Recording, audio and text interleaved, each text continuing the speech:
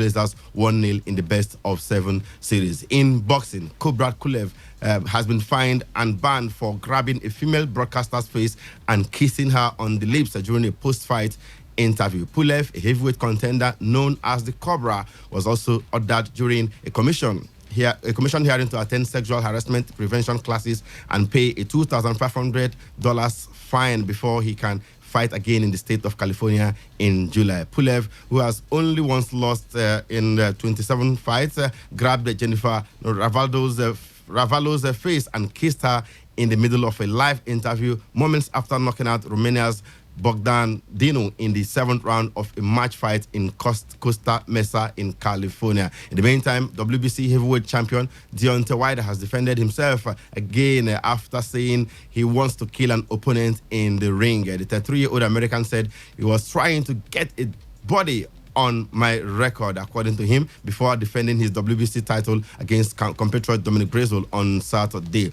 Now, it is Wilder's first fight since his title defense against Tyson Fury in December. Of course, that one ended in a controversial draw. Quoting him, he says, "This is the only sport where you can kill a man and get paid for it at the same time. It's legal." Now, Wilder has made similar comments in the past. In March 2018, British heavyweight Sonny Bellew called him a disgrace and senseless idiot. Now, earlier this year, after Wilder told Brazil to make some funeral arrangements, promoter Eddie Hearn said it's bad for the sport. And speaking to the media on Tuesday, Wilder, who has 39 knockouts from 41 fights, said, Dominic Breazeale's life is on the line for this fight, and I do mean his life. I'm still trying to get me a body on my record. Heavy verbal jabs there from the Bronze Bomber. Let's talk Formula One on the show this morning because Formula One boss Chase Carey has stated more reasons for the decision to resume the Dutch Formula One race. And of course, Carey, who had earlier stated that Max Verstappen was a huge influence on the decision, explained that it was not just about the Red Bull driver, but the passion that the Formula One hierarchy had seen in the Dutch Formula One fans. The passion that the Dutch have for the sport is great. So to be able to sort of step into that passion, take advantage of that passion is great. I think in many ways it is also great to be able to bring a race, not a new race, but for a generation, a new race in Europe onto the schedule. We've talked about the importance of Europe. We do want to continue to grow around the world. We're going to Vietnam next year, but Europe is our home and our foundation, and to be able to bring a new race from at least 30 plus years in Europe to the calendar next year, we think is great. All right, from Formula One, let's go to the golf course and let you know that this year's US PGA Championship tees off today at Bethpage Black in Farmingdale, New York. Tiger Woods should be a contender at this PGA Championship and June's US Open as he chases Jack Nicklaus' record haul of 18 majors. Now, Woods stunned the world by winning the Masters at Augusta National last month, and ahead of the tourney starting today, Woods answered the question of why he took 4 weeks off after his last triumph in April. Yeah, that's a great question because the only other time where I've taken 4 weeks off prior to major championships is going from the British Open to the PGA. I wanted to play at Quail Hollow, but to be honest with you, I wasn't ready yet to start the grind of practicing and preparing and logging all those hours again. Coming here is a different story. I was able to log in the hours, put in the time, and now I think it's just maintaining it. I know that I feel better when I'm fresh, that the body doesn't respond like it used to, doesn't bounce back quite as well, so I got to be aware of that. All right, Tiger Woods is also keen to make his Olympic debut at Tokyo 2020 Games next summer, and the 43-year-old admits he may not get many more opportunities to make the United States team after 2020. Would I like to play in the Olympics? Yes. I've never played in the Olympics, and I'm sure that I won't have many more opportunities going forward at 43 years old now to play in mini Olympics. So, yes, that would be a first for me and something that I would certainly welcome if I was part of the team. Getting there and making the team is going to be the tough part.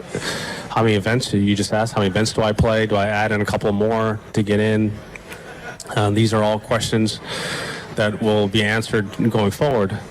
I just know that if I play well in the big events like I did this year, things will take care of itself. All right, 15-time major right there. Tiger Woods wants to play at the Olympics. He hasn't played there before. Still talking golf. World number 4, Rory McIlroy insists his best days are ahead as he prepares to compete in his first major since turning 30 years of age. McIlroy is bidding for his third PGA Championship title at Bethpage Black this week. His 11th appearance in the event, although he had not added to his haul of 4 majors since lifting the Wanamaker Trophy at Valhalla in 2014. I don't think anything about the odds. I think I have a good chance. I've had a pretty good record at the PGA. A couple of wins and a couple other decent finishes. So we're playing at a golf course that I like, that I've had some experience on. So I know if I play the way I can, hopefully I'll have a chance. Let's go to tennis on the show this morning. No play was possible at the Italian Open yesterday because of persistent rain in Rome.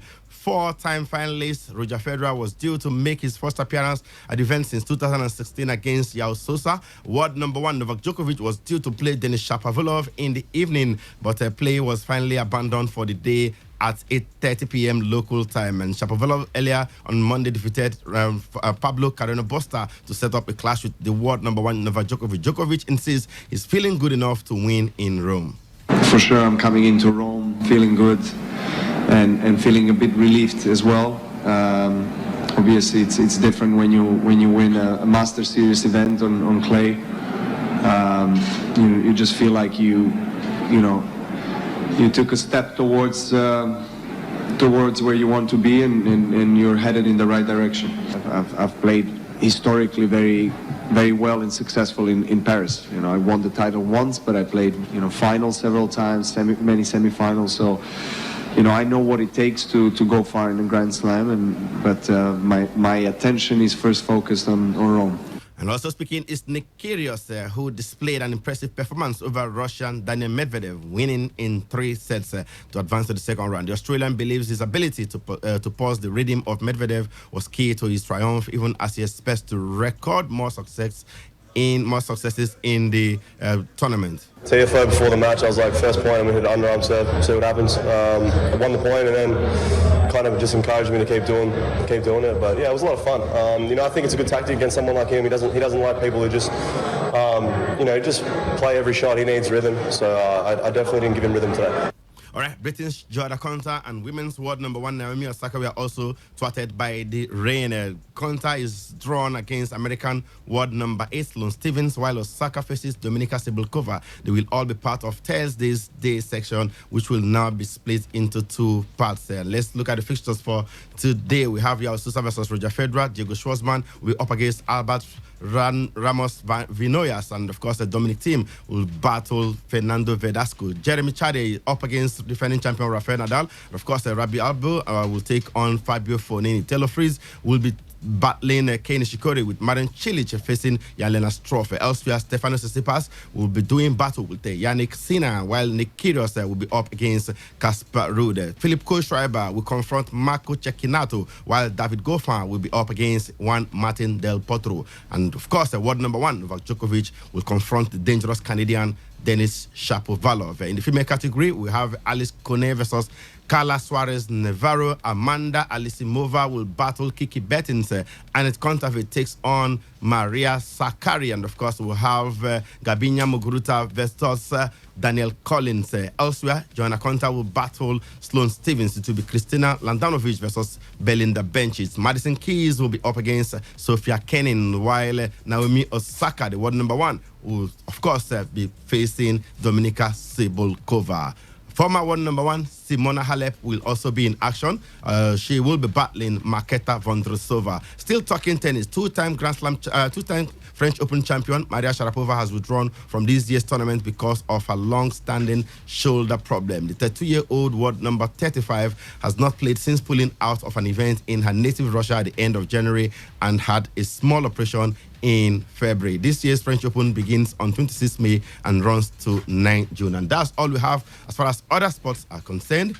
Up next on the show this morning will be the latest football stories. So don't go anywhere, because I'll be right back to unfold those football stories. Hi everyone, my name is Ese Brume, Commonwealth and African long jump champion. You're listening to Sports Attack on Today 95.1 FM, Port Harcourt. Don't touch that dial.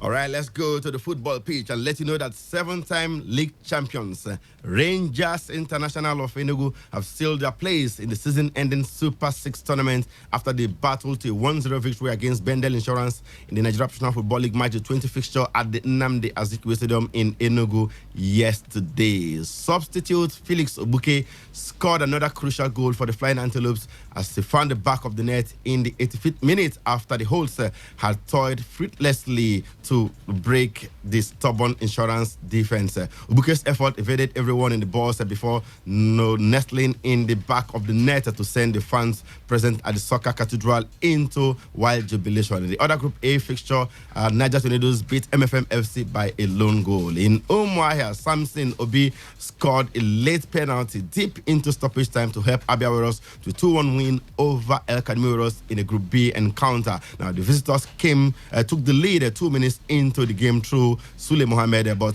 Atilola Tunde Salami restored parity for the Warriors in the 39th minute before Obi netted the winning goal deep into stoppage time. With this victory, Abia Warriors have jumped to 5th spot with 27 points from 20 games, while the Borno Army Akademi Warriors are still hanging on to the last playoff spot in Group B with 30 points. And of course, just in case you missed it, Rangers are through to the Super 6. They beat Bendel Insurance by a goal to nothing yesterday. Also yesterday, Niger Tornadoes beat MFM FC by the same margin. In Group B, Abia Warriors secured a 2-1 come from behind victory over El Kanemi Warriors to jump out of the relegation zone. More matches today in the MPFL. In Group A, Katsina United are up against Sunshine Stars. Rivers United here in Port Harcourt battle CAF Champions League campaigners. Of course, they eliminated from the CAF Champions League. Talking about Lobby Stars later today at the Yakubu Gowon Stadium. Kickoff is by 4 p.m. Do well to attend that one. Of course, elsewhere, Wiki Tourists will be battling Kwara United. It will be Remo Stars at the Gateway International Stadium in Shagamu against the People's Elephant, Enyimba. And in Group B, Delta Force will confront Aqua United, while Go Round FC will trade tackles with Abdul Mekaba's Plateau United in Omoko. FC Fayoba are up against Heartland FC in a mini Oriental derby in Nnewi, and Nasarawa United, the Solid Miners in Lafia, will be battling Gombe United. Yobe Disasters, already relegated, will confront Kano Pillars. And of course, we'll leave the MPFL right now and go to the camp of the Flying Eagles, where head coach of the side, Paul Aigbogun, has stated that 3 points from their FIFA Under-20 World Cup opener against Qatar in Techi next week, Friday, will greatly boost their confidence in approaching the remaining games of the group phase. Now, quoting him, he says, "Our target is to get those 3 points in our first game and set off on a run. It will be a big booster. Our game plan is to get off on a good footing at the World Cup and then carry on from there." The Nigeria Football Federation has done very well to camp the team in an exquisite facility ahead of the FIFA World Cup. We can only repay their support and efforts and the confidence of the people of Nigeria with a good outing in Poland. Flying Eagles coach right there, Paul Aigbogun. On Tuesday, the Flying Eagles continued their preparation for the global tournament with a 1-1 draw against Austrian Bundesliga's 2 side, Red Bull Salzburg, with success Makonjola named as man of the match. The 7-time African champions, Nigeria, will open their 2019 World Cup campaign against Qatar on Friday, with matches against USA and Ukraine to follow in Group D. Meanwhile, 19-year-old striker Henry Ofia has said that Coach Paul Aigbogun's team is ready to make a big statement when the Under-20 World Cup kicks off in Poland next week. The Swedish-based star also promised to paint Poland with goals following his 2 goals for the Flying Eagles team against Saudi Arabia and VFR Iran in build-up matches ahead of the 2019 Under-20 World Cup, which will take place in Poland between May 23 and June 15. Now, a product of the Dynamo Football Academy in Lagos, the elegant striker instantly caught the eye of IK Sirius of Sweden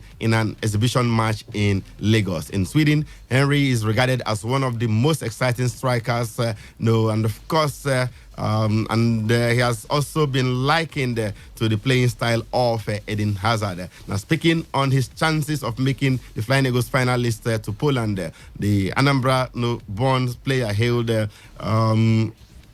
Of course, the striker said it was the best luck of his career to be part of the final team and that he was ready to deliver the goals. Eventually made that team, I tell you. And of course, we can let you know that in women football, Nigeria and Ghana will today go toe-to-toe in the semi-finals of the WAFU Women's Cup tournament for the second year running. And the Black Queens are the ones truly in deep fear after watching the African champions score 22 goals past opponents in 3 group phase games in the Ivorian capital, Abidjan. Both teams are in the top drawer of African women football, and last year the Queens got the better of the Super Falcons to reach the final of the WAFU Cup. However, this year has been a different ball game with World Cup bound Nigeria bashing their counterparts from Burkina Faso 5-1, defeating Mali 2-0, and the record 15-0 mauling of the Danes from Niger Republic. Thursday is a huge opportunity, that's today, to rekindle the famed Nigeria-Ghana rivalry at the Stade Robert Chapeau as both teams seek a place in the WAFU Cup final. The Queens are sure to pay the most attention to US-based student Uchenna Kano, who has increased her tournament goal haul to 9 after scoring one of the 2 goals in the defeat of Mali on Tuesday evening. The other semi-final match is between hosts Cote d'Ivoire and Mali. Still talking women football, New Zealand striker Sarah Gregorius says the women's football team has emerged from a dark place after a bullying scandal and is determined to make its mark at next month's World Cup. The national team, known as the Football Fans, were in disarray last year with many of the squad in revolt and refusing to play under coach Andreas Heraf. Now, Heraf was accused of creating a toxic environment of bullying, intimidation, and harassment. Gregorius, who has scored 33 goals in 90 appearances for New Zealand, says the difficulties have forged a determination in the team to excel at the World Cup. Situation with the coach and the technical director and Andreas Heraf last year, I think really highlighted the fact that you actually can't get away with that anymore. I think now there's too much attention being paid to cut corners in that sense, and women's football can't just be tacked on to the end of something. It is deserving of attention and deserving of respect. As horrible as that situation was, that's a real silver lining and a real positive outcome that we can take from it. It's not so much about expectation or pressure or that they believe we're going to go away and do X, Y, Z. It's more just like support, I think, particularly off the back of everything that happened last year and knowing that the team has come from a bit of a dark place and this is an opportunity to really, almost put to bed finally that episode in a really redemptive kind of way. All right, Sarah Gregorius of New Zealand right there. Let's leave women football and fly straight to Italy, where a Nigerian is in the news. Simeon Nwankwo, yes, the Super Eagles striker, has signed a 3-year contract extension with Italia Serie B side Crotone. Nwankwo, who joined the Pythagoreans from Portuguese outfit Gil Vicente in the summer of 2016, was set to become a free agent at the end of the season, but he has penned a new deal at the club, which runs through 2022. I am very happy to be able to continue my story with this shirt, and of course in Crotone I grew up both as a man and as a footballer, and I also became a dad. I thank the club for the trust it has always placed in me. Simeon Nwankwo speaking to the website of Crotone. And of course, we still stay in Europe, where Jose Mourinho has explained that the struggles at Manchester United were down to the players, organization and ambition of the club, as he denied suggestions Paul Pogba was to blame for his sacking. The Portuguese coach was sacked in December after a poor start to his 3rd season in charge. Mourinho's time at United was reportedly plagued by issues and fallouts with members of his playing squad, with clashes with Paul Pogba frequently referred to in public. Although the Red Devils' form picked up once Ole Gunnar Solskjaer was appointed as his replacement, their performances dipped again towards the end of the season, and they ended up finishing 6th in the Premier League. Asked by L'Equipe if he was a victim of Pogba, Mourinho said, and I quote, No, the problems are there. You can imagine that the problems are the players, the organization, the ambition. I will only say that I cannot say yes when you ask if Paul was the only one responsible. He added, on Man United, I only want to say two things. One is that time has spoken. Two is that the problems are still there. Jose Mourinho, the special one. And former Fulham, Reading, and Brighton player Liam Rosner completely agrees with Jose Mourinho. There's something fundamentally flawed at that football club at the moment, and everyone was pointing the finger at Jose Mourinho when he was there, and he was saying to the media, there's things going on that you don't understand. And then Oli comes in, and for a group of players, for their performances to go from down there to up there to back down there so quickly there's something really seriously wrong, and a lot of players need to look at themselves in the mirror, because it's obviously there's not just the coaching, there's a lot more. All right, in the meantime, Ole Gunnar Solskjaer says most of Manchester United talented youngsters will get chances in the first team next season, despite being tempted to send some of them on loan. Solskjaer gave Mason Greenwood his full Premier League debut on the final day of the season, while Tahith Chong, Angel Gomez, and James Garner have all featured at the club at least once for the senior team since the Norwegians' arrival. I quote him now, he says, I have to say it will be nice for them to get a full season somewhere and play, but then again, maybe the best place to be is here, training with the best players in the world. Now, in this environment, we've got a history of making them the best. But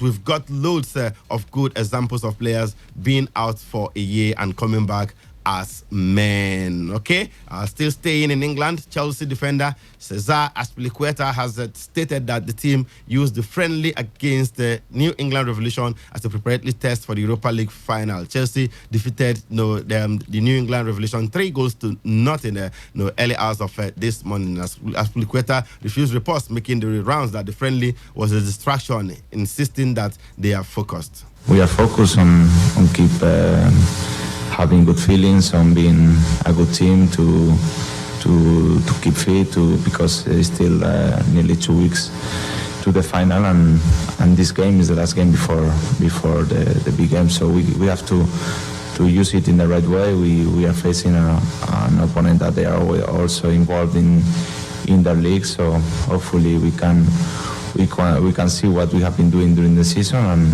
and also to improve few things with new members in the squad that we are very happy to have them with us.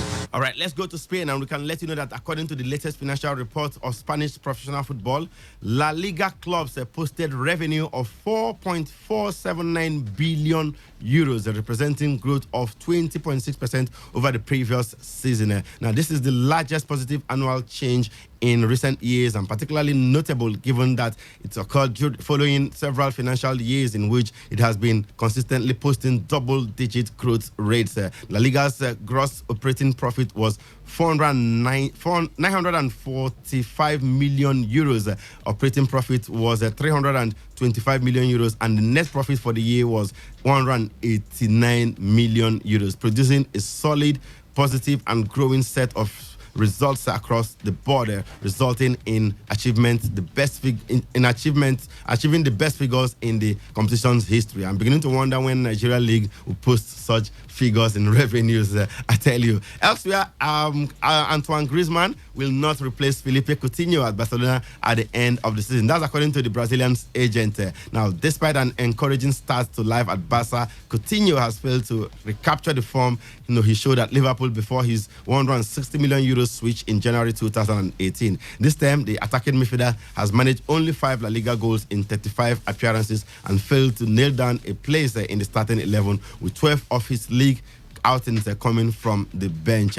Now, I will quote the agent of Coutinho, that's Andrea Bertolucci. He says, it's untrue that Griezmann is going to replace Felipe at Barcelona. I don't know why they are saying that. I don't know about that, and that's why I don't want to talk anymore. But it's false.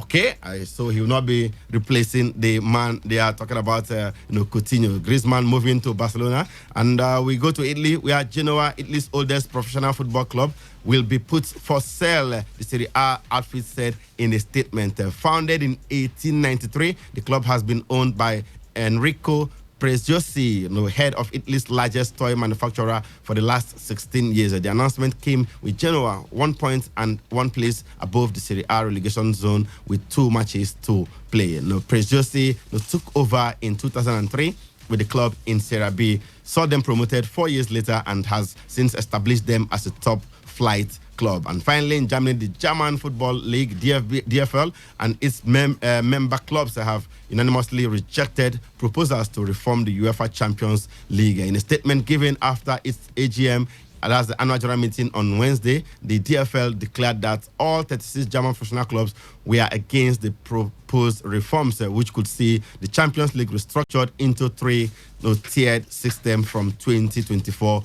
onwards. Now, the reforms were initially proposed by the European Club Association, of which 13 DFL clubs, including Bayern Munich and Borussia Dortmund, are also members. And that's the size of the package this morning. The show was put together by the one and only Wisdom Obinna, the Superman. Emeka Dena is my name. The sports crew will be back after the news update at 3 p.m. for today's Sports Live. Please go to the Yakubu Gowon Stadium and watch Rivers United play against Lobby Stars by 4 p.m. today. Until then, have yourselves a wonderful day out there and keep it locked on this dial. Today, 95.1 FM, the voice of the people. Murakosi! Thank you.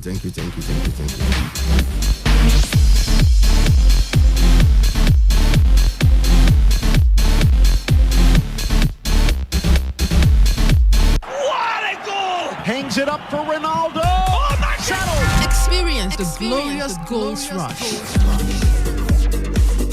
The heated verbal jabs and even moments of madness. Experience the sensational swings, strokes and shots. The moments of victory and despair. Experience lights out on a majestic night in Singapore and a whole lot more. On your premium talk news and sports radio station. Today, 95.1 FM, Port Harcourt. Listen to Sports Attack every weekday from 7:30 a.m. and today's Sports Live after the news update at 3 p.m. Stay tuned on Saturdays and Sundays for a bumper edition of today's Sports Live from 1 to 6 p.m. Experience sports in its entirety on your premium talk news and sports radio station. Today, 95.1 FM, Port Harcourt. This is Today 95.1 FM, Port Harcourt, voice of the people.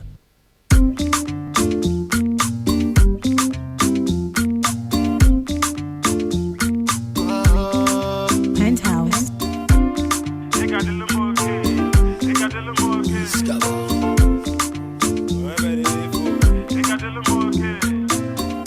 Baby, you hold me for work. Make I enter your life, I go love you better, oh. Baby, cool your temper, oh. If not money, your body, you want to surrender, oh. Zambo, Zambo. Tell her what your love is. Zambo, Zambo. Zambo, Zambo. If I call you early in the morning, make you Zambo, Zambo. Zambo, Zambo. So again I come a happy. When it's fresh I can follow out on a concrete. Hey, they say you bitter but you come sweet. Less I'm gonna get them more sheets. And I'm a football teacher so pulling the do. All the work so man on a boon. If man if again I'm a Simone will give a cool. Inside my call and barely go be muma gonna head a boy more life. We did go the wrong on him alright. Cause see me simple color here pure white. Before my son on y'all to a housewife. As long as you got me, baby, more shaking. Any man who got to the bar, you already taking. Can one foundation when you want your Uber decking. What for logging up on my peanut in the making. Working for you for your love, I go sign on the taking. Baby, you hold me for work, oh. Make I enter your life, I go love you better, oh. Love you better, oh. Baby, cool your temper, oh. Cool your temper, oh. If not money, your body, you want to surrender, oh. Zambo, Zambo. Tell her what your love is. Zambo, Zambo. Zambo, Zambo. If I call you early in the morning, make you Zambo, Zambo. Zambo, Zambo. Answer, answer. Baby, I dey beg you, make you answer, answer. answer. Baby, yeah, they beg you, make you answer. Since I don't they call, you know they answer. Stand by you, you don't need a bouncer. Michael Jackson, I go be your dancer. Let the girls corner you with the bonanza. Sure you know they see, say you wear white. Sure you know they see, say WC. Put up, you know the alright. East cover. Give you money and anything you want, you don't go pass by. We know that it, baby, sure you know they see, say you wear white. All the naka, all the kinaka. If you know ya, African ya. All the naka, all the dinaka. If you know ya, African ya. Sugar baby. 1 bar you go carry baby. 2 bar you go carry me. Make I come to you like a lady. Baby, you hold me for work, oh. Make I enter your life, I go love you better, oh. Love, I love, oh. Baby, cool your temper, oh. You gotta love you forever. If not money, your body, you want to surrender, oh. Sambo, Sambo. Sambo, Sambo. Sambo, Sambo. Hey, Sambo. Sambo, Sambo. Sambo, Sambo. Sambo, Sambo. Okay, Jesugaro, okay, Jesugaro. I'm gonna go back when I'm good. I'm a guy, I'm okay, okay, we go to in a fear. All the naka, all the kinaka. If you know ya, African ya. All the naka, all the dinaka. Make you Sambo, Sambo, Sambo, Sambo, Sambo, Sambo. Sambo, Sambo. All the naka, Sambo, Sambo. African Sambo, Sambo. Peace Spice Beats.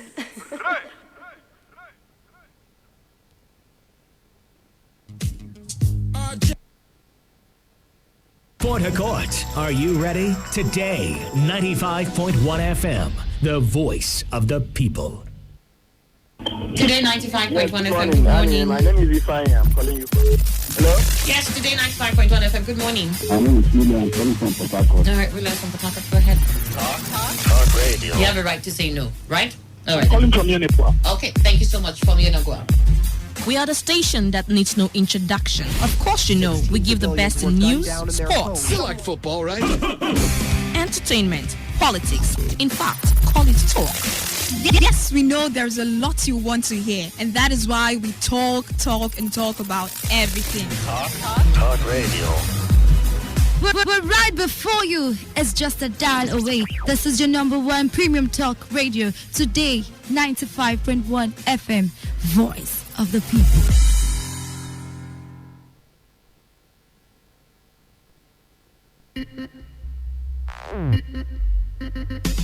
They're saying that the explanation given by the military was not enough to say that he saved up to buy those houses or to buy. Man, let me just quickly get your thoughts here so that we throw that into the opinion program. I think I have a picture of what Fayose looked like on that day and what he was saying from that caption. It's not just giving him a certificate. We must see the consequential order must be obeyed first, as to even those who have not attended the law class. Now you want that place is that place. This is where it comes. So why don't we start that first? You have that angle open now. Nothing is holding you from doing that now. You look at it and make sure and understand that restructuring is what Nigeria needs.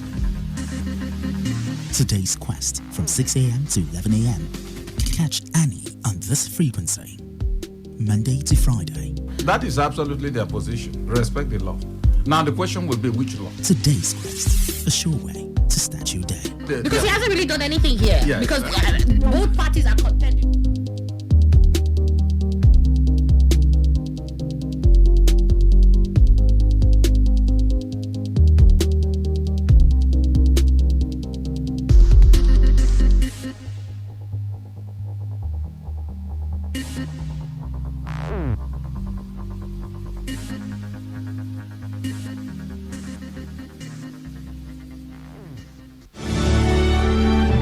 Remember the discovery. This is Today 95.1 FM. and those special moments that made them a family. Let them say they say, and we do the do. My name is Annie Abdul-Salam. Thank God for life. Thank God for hope. And Keku Tego, your host with the most, holding it down as usual. Should I propose to my man? He's refusing to propose to me. Every single day is a blessing. Every single day is a gift. If you want a promotion in your current job, you have to work on getting a promotion in your current job. Taking a look back from where it's all coming from at Benjamin Bugsy Academy. Nobody does that better than him. No other station does it like we do. Today, 95.1 FM, Voice of the People.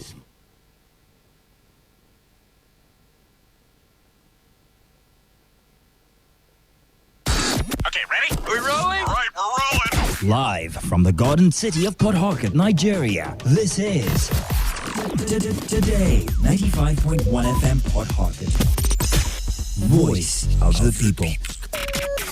And now, the moment you've been waiting for. This is Port Harcourt's number one. Here we go. Your number one talk radio station. 95.1 FM. Today.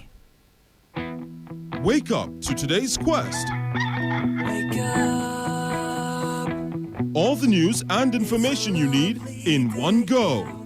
Get started with the best of sports, lifestyle, analysis, and Annie. Can you feel it? Can you feel it? Can you feel it? Wake up to today's quest with Annie on Today 95.1 FM. From 6 to 11 a.m. weekdays. Fantastic.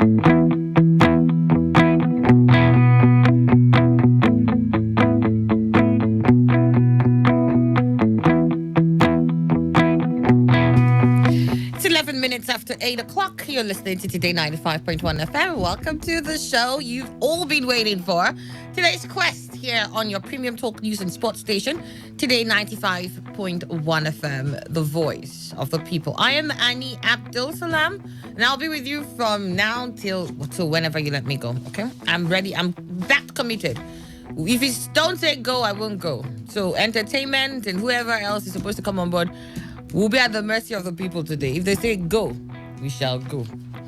Let me be like the politicians who say, look, my people asked me to come forth. So I really didn't want to be a politician, or I didn't really want to vie for that position. But the pressure from my people, that's how it's going to be on my show today. I'll tell the next people coming, I'm sorry, I want to leave. But the pressure from the listeners, they said I should stay back. I hope I don't get kicked out by 9 o'clock. All right, so welcome. I've got Emmanuel here with me this morning. Emmanuel, good morning. Good morning, Annie. Good morning, Nigeria. And I've got Precious UDK. He's also here with us this morning. Good morning. Good morning. All right, so let's start with the Guardian newspaper. In the Guardian newspaper, Nigeria has receded, Emefiele declares. Nigeria has receded, Emefiele declares. You find that in the Guardian this morning. Senate moves to avert mass revolt by bridging poverty gap. Senate moves to avert mass revolt by bridging poverty gap. GOC involved in oil bunkering, Governor Wike claims. GOC involved in oil bunkering, Governor Wike claims. Lawyer sues SEC and others over MTN listing. Lawyer sues SEC, others over MTN listing. You find all these stories in the Guardian newspaper. Saraki cautions against enthronement of weak National Assembly, seeks stronger parliament. Saraki cautions against enthronement of weak National Assembly, seeks stronger parliament. That's also in the Guardian newspaper. So let's quickly go through some of the stories here. Senate moves to avert mass revolt by bridging poverty gap. Says here, to avert a looming violent revolution by poor Nigerians, Senator Chukwuka Otazi, Enugu North, has sponsored a motion titled Bridging the Gap Between the Haves and the Have-Nots in Nigeria. The motion, which caused heated debate on the floor of the Senate, at least it's good to have heated debates. It's been a while I heard they had heated debates. At least they're arguing over something, aren't they? on the floor of the Senate highlighted the many troubles of widespread abduction of persons, armed robbery, ritual killings in Nigeria. In the motion, the lawmaker expressed concerns that the nation's poor masses may embark on a revolution against the rich, judging from recent events in the country. He stressed that the kidnappings and the upsurge in banditry by criminal elements against Nigerians which have defied all known security measures, confirmed his fears. He expressed worry that in the northeast, terrorism and insurgency have resumed a full-blown war, and armed forces and other security services are having a Herculean task containing all the points of terrorist activities. Utazi said headsmen were devastating farmlands, killing people, raping women in the southeast, while kidnappers and ritual killers carry out in their nefarious activities with precision. Describing the challenge as multifarious, he observed the north-central zone, known largely for farming, is now under the grip of killer headsmen, a situation he cautioned which could lead to severe famine. Responding, Sheikh Husani, Kaduna Central, decried lack of priority for the country's poor masses in government programs, stating that as parliamentarians, there was pressure from the poor people on them. He noted that the country's socio-economic pattern was that of master-servant relationship, which he said no longer works, and advocated conscious intervention to better the lot of poor Nigerians. So there you have that. Senator Chukwu Kautazi says, we must do something, and therefore I am proposing a bill bridging the gap between the haves and the have-nots.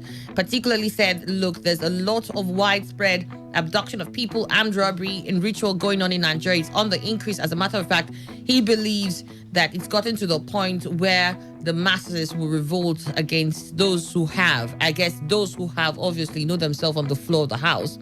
And that's why it is an issue. And that's why there's heated argument over it.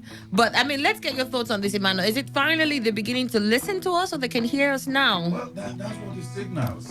Because, well, they always say better late than never. Because all along, it's been what people have seen. And I think even in this studio, was it Professor Femini that said Nigeria is going to a situation wherein the have-nots will go after the haves. The haves. And that's exactly what they are realizing. Very late, but better late than never. And so, if they will come up with a legislation. But you know, one thing is that government is not just for one arm of it. If they come up today with a legislation, because the trepidation that, yes, this thing keeps on blossoming, nobody knows amongst them there who could be the next victim. Will the president, represented by the executive, append his signature to allow such? But I think it's good they are discussing it so that Nigerians will know that, yes, all these so-called big men, they are leaders, oftentimes think about their own welfare. Because certainly this should have been from day one that Nigeria took off as a nation, political independence, when it started, they should have looked into this, but they are doing it now. It's still better. All right, okay, let's get from you, Precious. Well, you see, while I commend the Senate for taking such a stand, I'm very anxious to see the contents of that bill, because it is a big bogus, if I must say, to contain that the bill is to bridge, aimed at geared towards bridging the gap between the haves and the have-nots, otherwise the bourgeois and the political and the proletariat, in economics. I'm very anxious to see the contents. Let me see what exactly will be contained, because if you must bridge the gap between the haves and the have-nots, then you must start looking at prices of goods. You must look at how much those haves are paid and how much the have-nots are paid for almost same services they are rendering to the nation. So I'm very anxious to see the content of the. However, the political bourgeoisie must tremble at the masses, or a revolution will be imminent, as the situation is seeming at the moment. Because the enslaved Nigerians have nothing to lose except the chains that have been banded on them by the haves and the political bourgeoisie. So it is a welcome development that they are waking up to the reality that a day is coming, a day of reckoning, why these have-nots, why these proletariat Nigerians, we rise up against them, whether in revolution or in question asking or whatever these guys it comes from. But I'm happy that they are waking up to that responsibility, and I fear that it is even closer than we are even envisaging. So let the Senate, let political actors, let gladiators, political gladiators who care, rise up and do something. Because a time is coming. A time is coming when the people can no longer stand and watch, sit akimbo and allow things continue to degenerate to this level. While those in the National Assembly, why commissioners, the many questions bedeviling the country. So it's a welcome development. We are anxiously waiting to see the contents of the bill. Exactly. Like you said, you're anxiously waiting to see the contents of that bill because that was what I was hoping to hear. But apparently it seems the argument was just based on the killings and which region had worse situation as it were going, because not much was said about the bill itself properly. Senate leader argued that the Senate could introduce the desired laws despite time constraints, adding, although we have 3 weeks to go, we can do something, especially as we all saw the conditions of Nigerians during the electioneering campaigns. Speaking, Ben Murray Bruce noted in finding solution to the menace, the country has to grow its economic indices by 15% for the next 30 years to employ everyone. So I don't think there was any bill perhaps that was... No. It's just the beginning. The bill will come. Certainly, it's only when the bill is there was drafted no that we bill. look at There the was no content. bill now. He was just... He's just bringing... If there's nothing, there's no bill at this moment that... and 3 weeks. You can 3 weeks imagine. to go.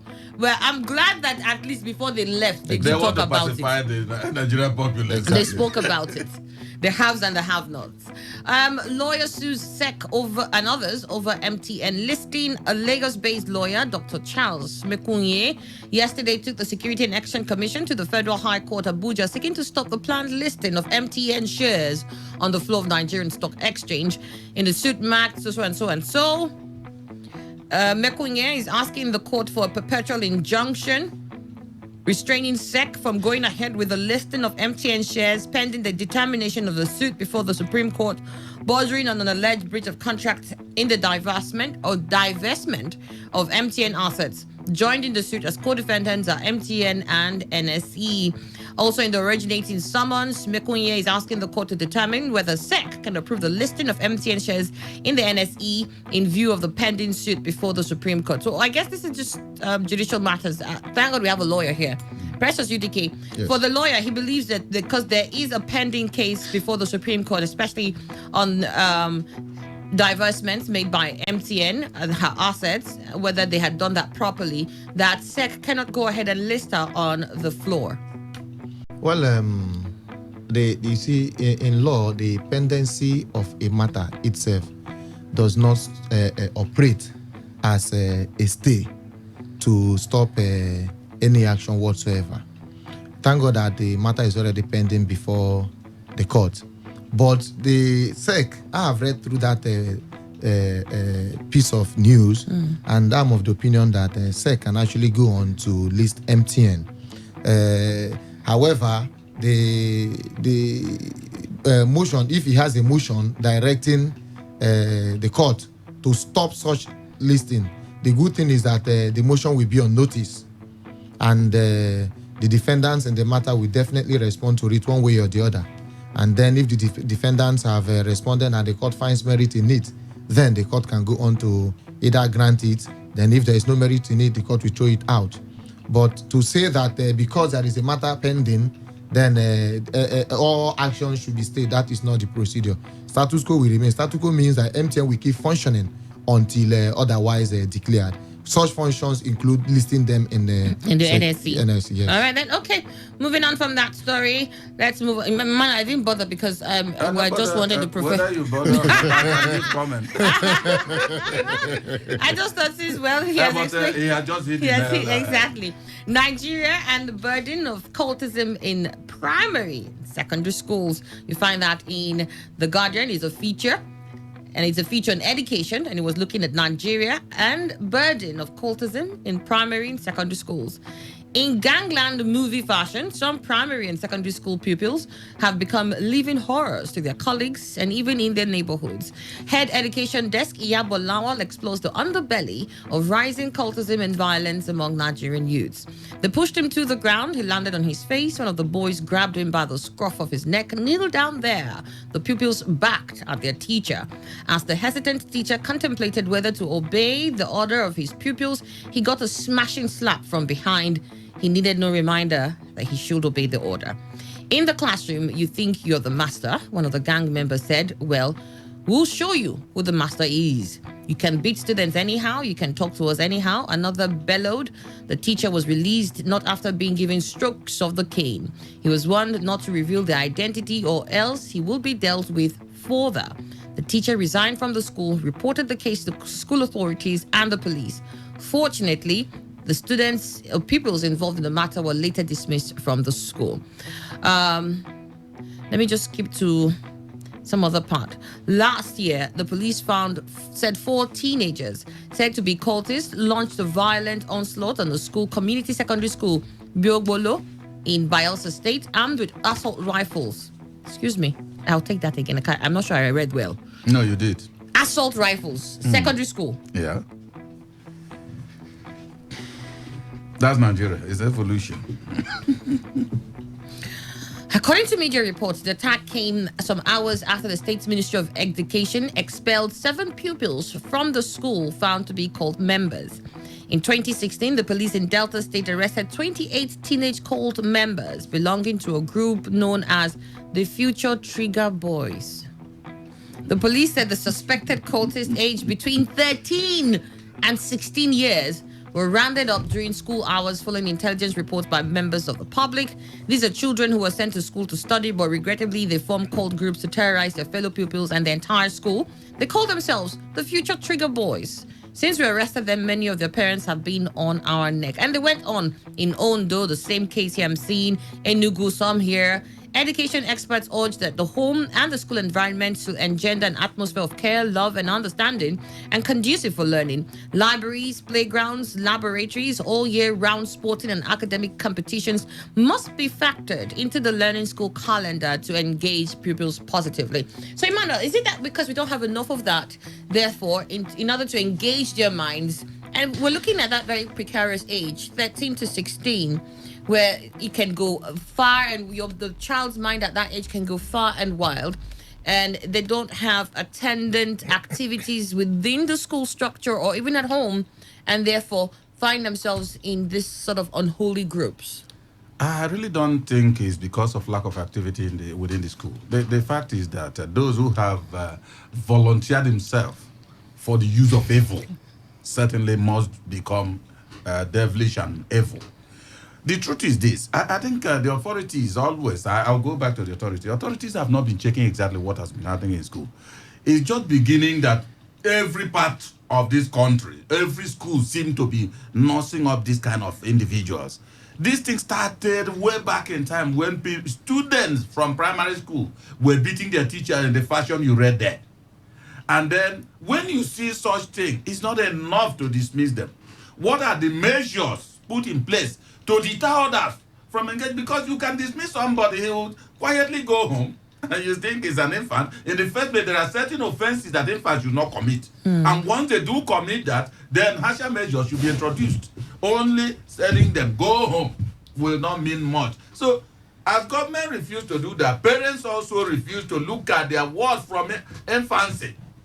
Things are getting out of hand now. You can see exactly.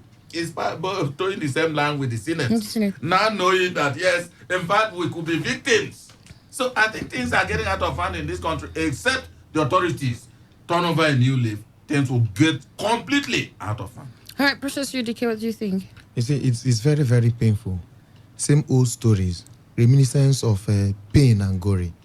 A situation where we have degenerated to having secondary school students, primary and secondary school students carry arms, indulge in court-related activities. To the extent you have read here, it's simply appalling, and I do not think that dismissing them should be enough. At least I would have canvassed that there should be the stick and carrot approach. If you talk with them and there's a need to send a few of them to remand homes or rehabilitation centers, you do that, you send them to rehabilitation centers, they work on them psychologically. Some of them would come out to be better persons in the society. But for those who have made evil and cultism a habit, then they should be appropriately dealt with. But it tells a whole lot about where the society is heading to, especially this country that we are. See, we really just have to learn how to get things right. at the level of those children, they should be talking about how to create a great future, carrying arms, forcing their own teachers to obey. Imagine saying in the classroom you are the boss, here we are in charge. It tells you that those children have gone outside the modules, I must say. So sending them away from the school, it's not the best, if you ask me. I think that there is a need for both the parents of these children, the school authorities, and reputable security agencies who know how to handle situations like that to come together and provide a better way forward for it. All right, okay. We also have joining us Dr. Emmanuel Urainema, chartered arbitrator, mediator, management consultant, and socio-economic commentator. It's good to have you here with us. Good morning. Thank you. Good morning. And then there's Opaka Dokubo. He's a former secretary, NUJ Zone F South. It's good to have you here too with us. Good morning. Good morning, Annie. Okay, let me get to you, Dr. Doug. Yeah.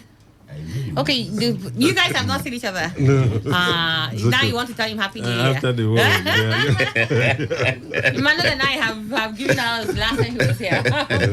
Okay, Dr. Emmanuel, let me get your thoughts on this issue of cultism in primary and secondary schools, according to the feature here in the Guardian newspaper. As captured by the writer of that piece, the truth of the matter is, as we all know, the idle mind is the devil's workshop. What have happened to our homes, what have happened to our schools, shows you the output we're having today. Where are the schools? You have a 40 by 40 land-built secondary schools. No center for recreation, no nothing. The young men sit back. The only things they see or they have time to ever watch is either through their phones they watch arm carrying videos, or they go to their homes, they see, and they want to test it. Check the name. Future Trigger, whatever. Future Trigger. Name from underworld. Hear the name. Something trigger in the future. Hear the name. It simply means they built it on a serious principle. There is a mission. Oh, yes. That's a dangerous mission, too. Because they've told you, yes, we are learning to do it now to tell you what will be in the future. It's dangerous. Future trigger boys. Future trigger boys. They are going to be trigger men when they grow up. So it simply God help me. It simply tells you that there is real problem. There is this serious gap between the families and, in fact, the entire socialization process. There's a serious problem. There is a need for us to get back to ask ourselves questions. The worst of it all is the fact that police there is telling us that the parents are on them. On them. And so the question is on them to do what? Just to release. Yes, to release their kids. They are happy that they are producing future trigger boys. They are very happy, the parents. Wow. So there is actually a problem. The first speaker here talked about remand homes. Where are the remand homes? Now let me know. Take that for remand instance. homes are just... In the 80s, we knew what the remand homes looked like. In the 70s, we knew what the remand homes looked like. Today, it's even a war center, because as far as I'm concerned, most of those remand homes, some persons there actually go out in the night to operate and then come back and still remain in the so-called remand homes because nobody cares for them. So that's a serious question in the first instance. So we need to look as a society. I've said it severally. We're living on a time bomb. The things we think are not important today may be the things that will annihilate us as a people. We must start now to think. All right, we must start now to think. Thank you so much. To you now, Opaka Dokubo. I wish I was not starting on this note because but we are. It's unfortunately, really sad. Yes. It's really sad. Our society is in deep, deep trouble. What's happening in the north? You find they call it banditry, but you ask yourself, where are the elementaries of yesterday? There were boys yesterday, and where are they without education, without nothing? Where are they as men? Where are they today? There's no, you won't run away from it. They are the ones doing what they are doing because there's nothing else to do. We are getting up, as it were, even if it is late in the day. I watched on TV, a lawmaker, the House of Representatives, shouting on top of his voice. Even though everybody could hear him, he was still shouting, I can't go home. And that is where we are. That he can't go home? He can't go home. Why? Because of... Of course, he cannot go home because his homestead can't contain him anymore. There's insecurity everywhere. He's not secure. Nobody can anymore sleep. Whether you have it, you don't have it. We are all in deep trouble. So, where did we start? How did it start? Where are we now? But here we are. And in our own environment here, how did we start? Well, those people were not, say they're not educating here systematically. We destroyed ourselves. Doctor has said the parents and then the school system. Today, who are those people in leadership positions? Even in our society here today. Who are the ones who are even the teachers, so-called? If you go to classrooms now, the other day I was watching that thing by Elsa, where the classroom is flooded and they had bricks, and then students sitting on it. So what are they doing there? Sitting down, whiling away time, and then at the close of their back, what have they learned? Impacted nothing. And they will grow. A time will come when they will have to fend for themselves. What do they have? No skill, no nothing. I think it's a terrible thing, but it's our collective failure. We must all accept the fact that we have collectively failed.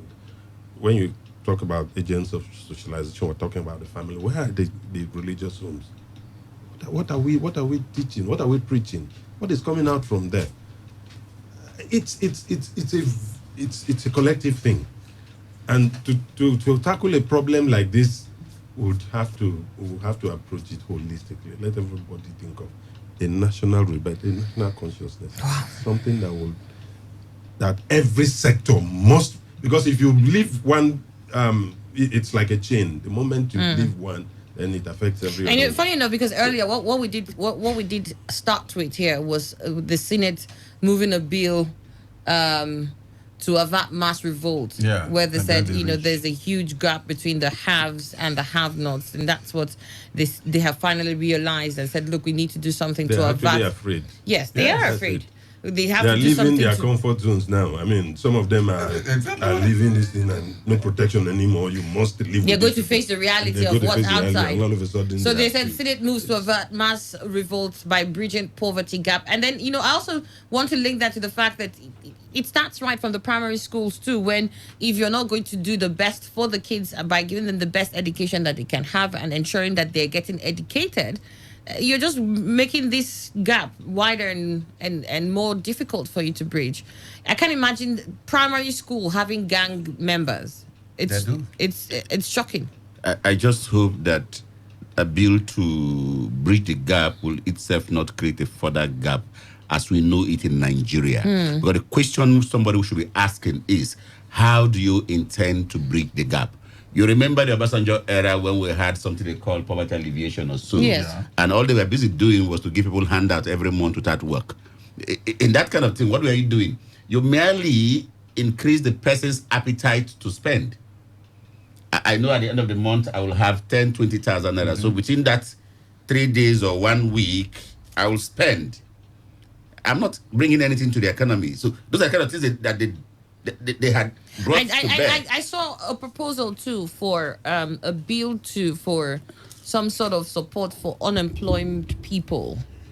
I saw that somewhere in one of the papers as I was flicking through. That's a proposal.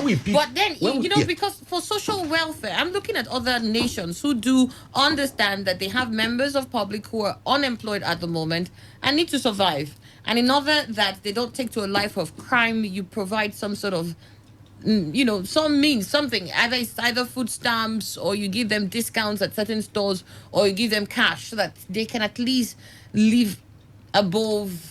Every society has a history. You don't just go and adopt something you saw somewhere, forgetting how they came to that point. For us as a society, one of the basic problems we have is non-productivity.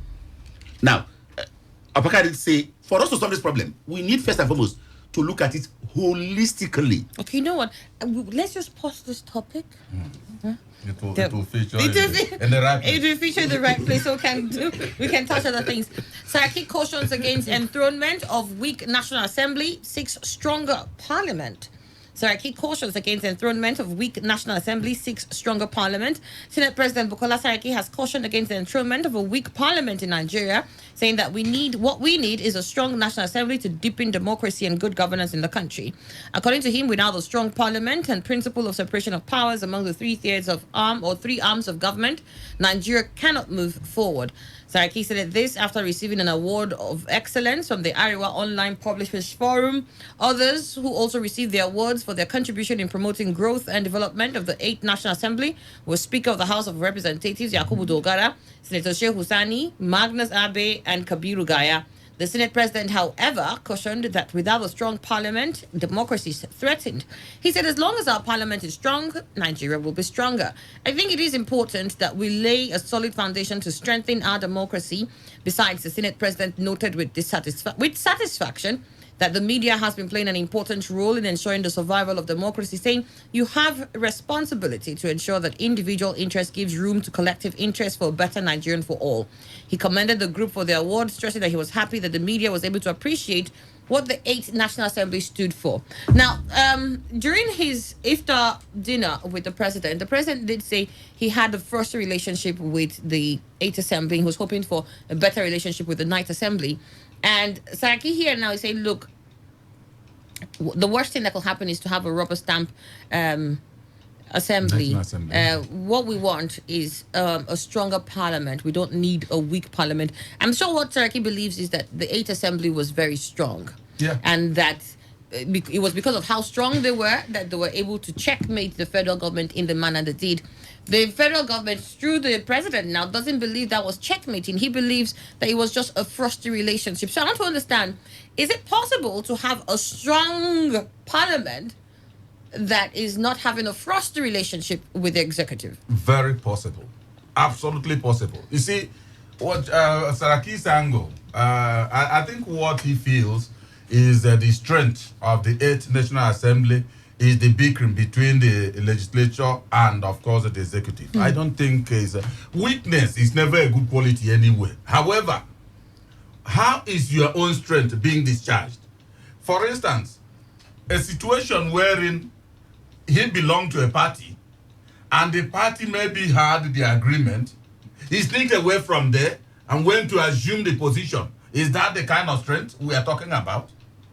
What about the party supremacy agreement? All those ones, let's put them aside. But I am saying that what the president said is that there was there had been frosty relationship between the presidency and, of course, the legislature, and I agree with him. I don't think being antagonistic is part of the strength. No, it is not. And again, if he's talking about enthroning a strong relationship, I know that there are laws governing everything.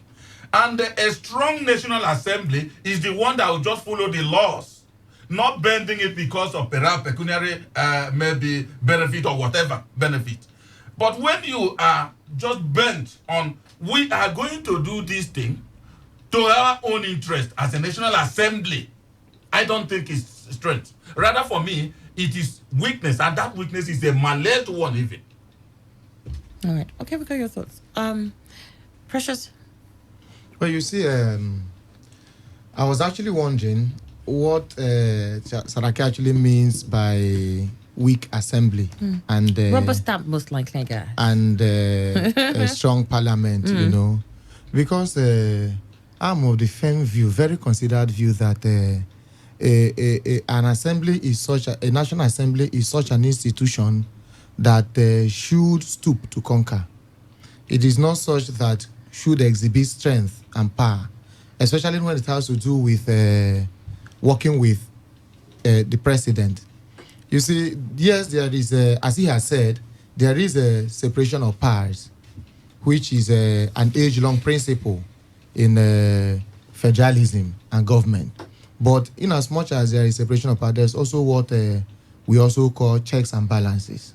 And then these two institutions must continue to work together for the good of the nation. if we say an assembly or a parliament should be strong to, as what is seen today in the Saraki-led National Assembly, then you begin to wonder why Magu is still there as the EFCC chairman. Because I know as a fact that the National Assembly has stood its ground against the continued stay in power of Magu. But today Magu is still there. So I do not think that an assembly in a parliament should exhibit its strength to the extent that it now becomes it dwells in a melee between them and Mr. President. I believe that there should be an institution that should exhibit its strength in its seeming weakness, in quote. All right, then. We got your thoughts to Dr. Emmanuel. It's a pity that we hear our supposed leaders talking from the two sides of their mouth, working at variance with what they do actually.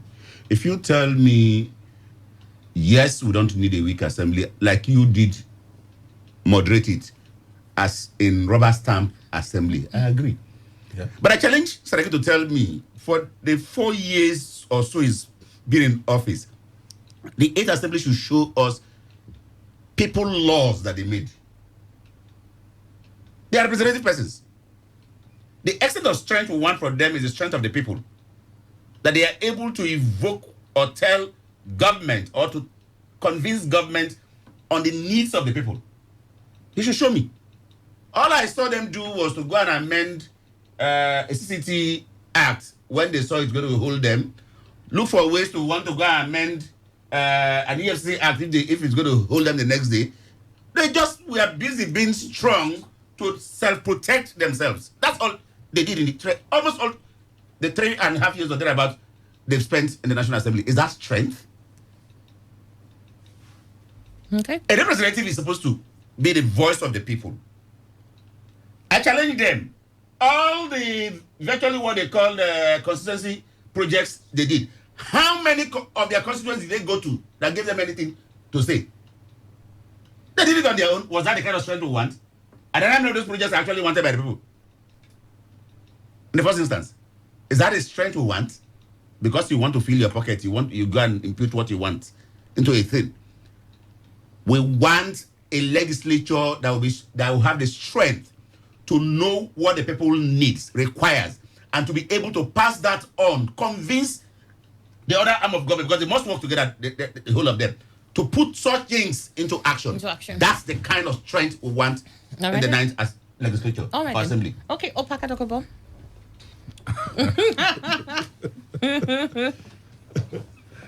I think we cannot run away from the fact that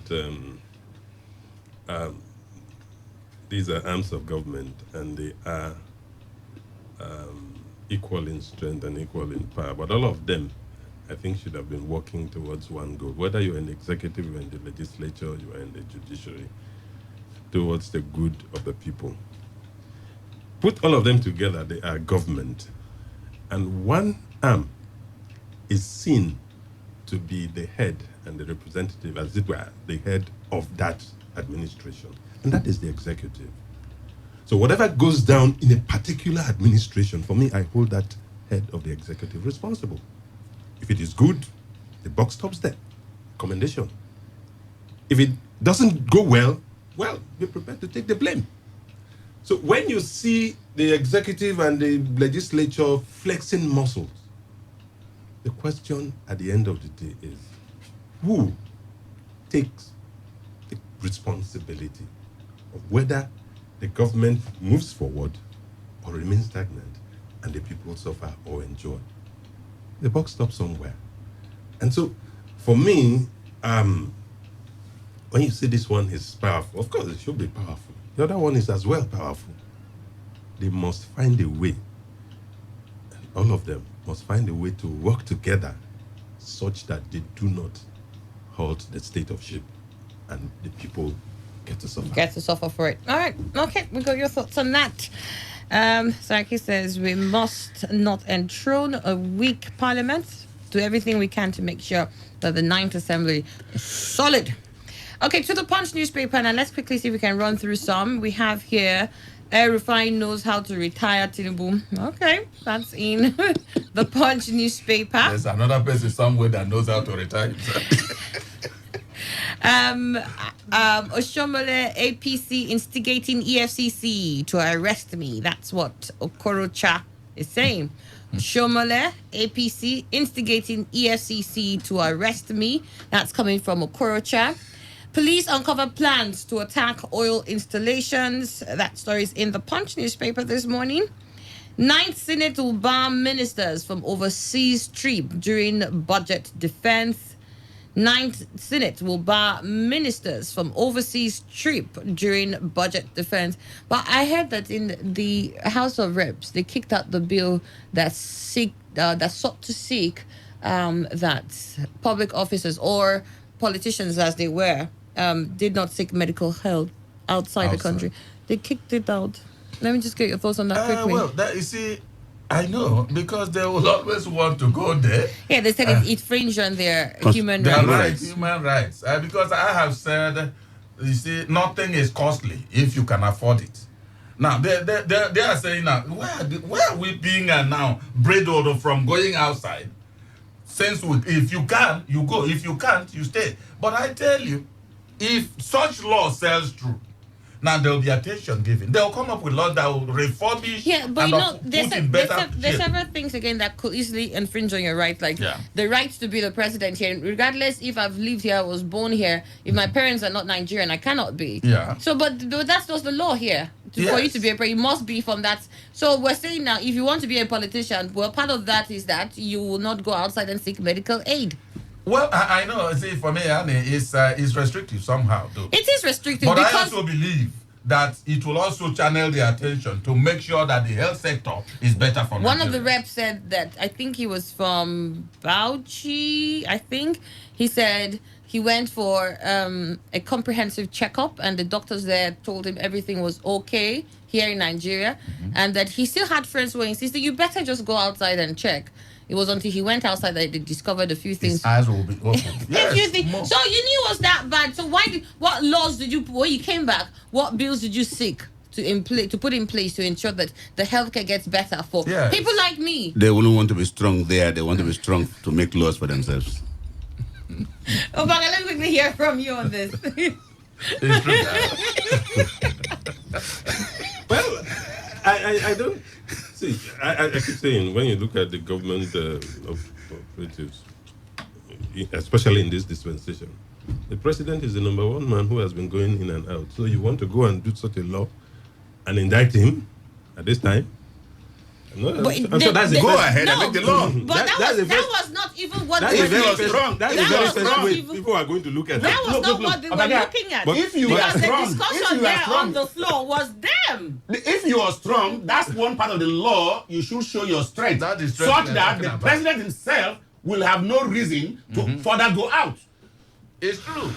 That's the kind of strength we are talking about for Parliament. Such laws, for me, for the health sector, for the education, we have discussed it here severally. Yeah. For me, the day you take, you choose to be in government office, you take public trust. Even your children must attend public schools here in Nigeria. If we make such laws, definitely, like Emma said, there is a tendency that we will begin. So why not include health? Why not include health in it? For me, again, health. If you can afford it, so what about the education? I can afford it. If you can afford it, don't do it on the bill of the government, on the bill of the people. If you can personally afford it, you are free. Okay, what about the education? It must not be. The government must. You just said education. I have enough money to take my kids outside Nigeria. Why should I school them here? No. For education, because look, we must prioritize. One affects your life. Like a man would say, it's a living man that would. I tell you. For education, yes, there's nothing says it has. We know the implications, yes, but it doesn't mean you must drop dead now. But for health, you can drop dead tomorrow because of that. Yes, for health. For health, as an individual, if you can afford it, you can get your this anywhere. But let government stop sponsorship. Any government money must not be involved in the sponsorship of anybody. Going out for medical tourism. All right, then. Thank you very much. Well, you see, I would say that both the executive and the legislative arm of this country are nothing short of a committee for managing the affairs and protecting the interests of the Bugajis. But I am pained because if Nigeria must grow to the extent we all dream, then this kind of laws must come to pass. These kind of laws must be passed into reality beyond bills. They have to become laws. Equity demands that, in law we say equity demands that you cannot benefit from something and deny corresponding responsibilities. If there is a law stopping or prohibiting public office holders from going for medical tourism abroad or sending their children to abroad institutions and schools, and then you have seen this law as already operating, you vote from one election, you have to subject yourself to them. So I do not think that in any way it breaches anybody's right. I do not think that. So if you want to hold an office and you've seen these laws that if I become this office holder, I have to return my children back to Nigeria, and then you go on to purchase intent forms, you win election, then you have to subject yourself to the laws. I do not think it breaches that. And I think that if Nigeria must grow, we have to start this way. If as he had seen, they told him go abroad, he knows that he cannot go abroad because there's a law barring him from going abroad for such medical attentions. Then we have to invest now in the Nigerian medical institutions to improve the situation than what it is. Now he has gone there and he's come back. He's not talking anything about making it better for the common man because he has access to go abroad too. And of course, whether you like it or not, you are paid hugely from the public coffers. So you don't tell me I use my private resources to go abroad and come back. Because even in the allowances, medical allowance is part of the allowances they take. So I think that such laws must come into being if Nigeria must grow to the right destination. It will amount to crass stupidity for any nation to allow people not to go outside and take care of their health issues. If, for instance, those issues cannot be taken care of in the country. Yeah, I don't see. We say public institutions, office holders. No, that's what we said. That we said if those ailments cannot be taken care of here. So that means there. yes. Okay. So unless you go, I'm thinking if that clause is there, that could be it. Yeah. You have to first of all go here. Your doctors will first of all say this kind of cancer we've never seen. No, you know, if immediately you put that exactly. Clause, but it's not as if what we're doing. That's an open cabinet. No, but I'll pay doctor my friend this for me. But then again, in that case, it has to be public knowledge. For me, it's not going to be private at that moment. If I call you need to leave, it has to be public. You know how they now, like your president, or my president, and in fact, our president. I beg your pardon. Our president, once he was leaving, he leaves on, guys, he's taking care of his health. Nobody really knows what it is. Yeah. If you make it public, you must know what, if you're a public officer and you're going, we must know what you're going for.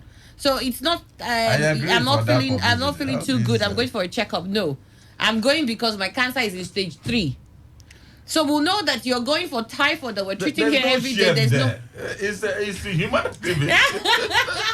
But the truth is that there must be some sort of caveat. If not, Emmanuel, they will never sit down to fix the healthcare system. Right. The rest of us who can afford to go even to Cotonou here are stuck with the system that we have here. That because we are not a government official.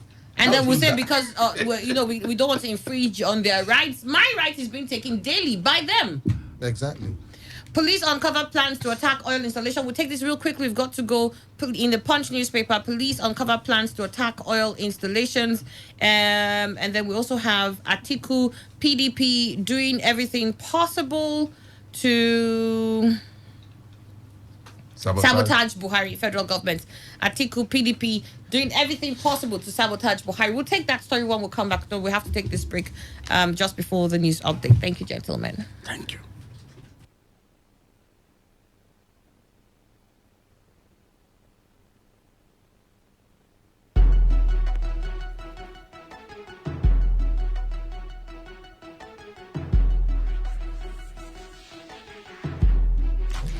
All right, so it's 58 minutes, actually 59 minutes after 8. We'll be taking a few minutes to talk to Joy Hospital. Joy Hospital. I remember the hospital. I couldn't remember the joy. Now I should remember anytime you see joyful. Okay, Joy Hospital. Good to have you here. Good morning. Good morning, ma. So you're representing Otibola Properties. So what's new this time around? Okay, we've been just since yesterday we launched our Pay Small Small promo, and this Pay Small Small promo has helped a lot of families in the past few years. We've been doing it once in every year, though this time we are giving it a longer period of time. Last year we did it for 3 years. We gave an installment plan package for 3 years, and this time we're giving 4 years installment plan package.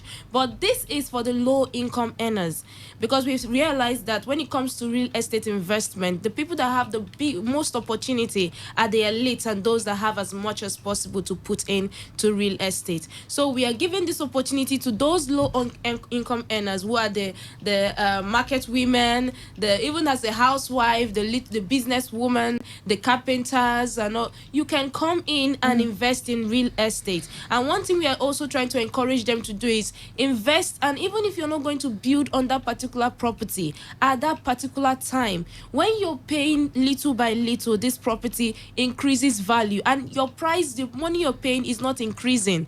It's still on that 900,000 you're making the payment for, but the property value keeps adding up. So imagine you're making a payment plan for 4 years, and in the end of that 4 years, that property is 4 million naira. You can resell, meaning the company can also resell for you, and that particular amount of money, you can use it to buy another property. That is if that our property is not even what you want to rush for. Yeah, so we are encouraging you out there to come and invest in our Skyview Layout Phase 2. Skyview Layout is located at Omagwa.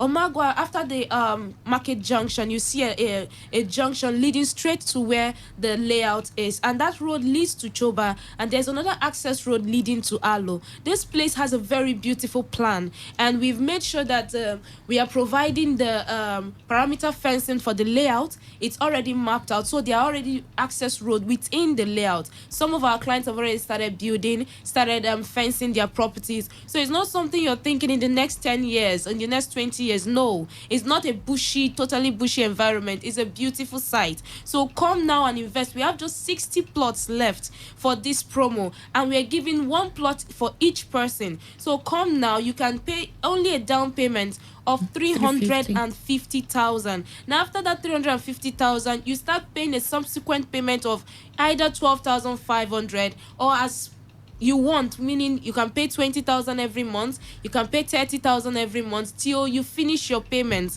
and you can start your building or your project on the property even before you round up. So the entire package is how much? The entire package is 950. 950, yes. Okay.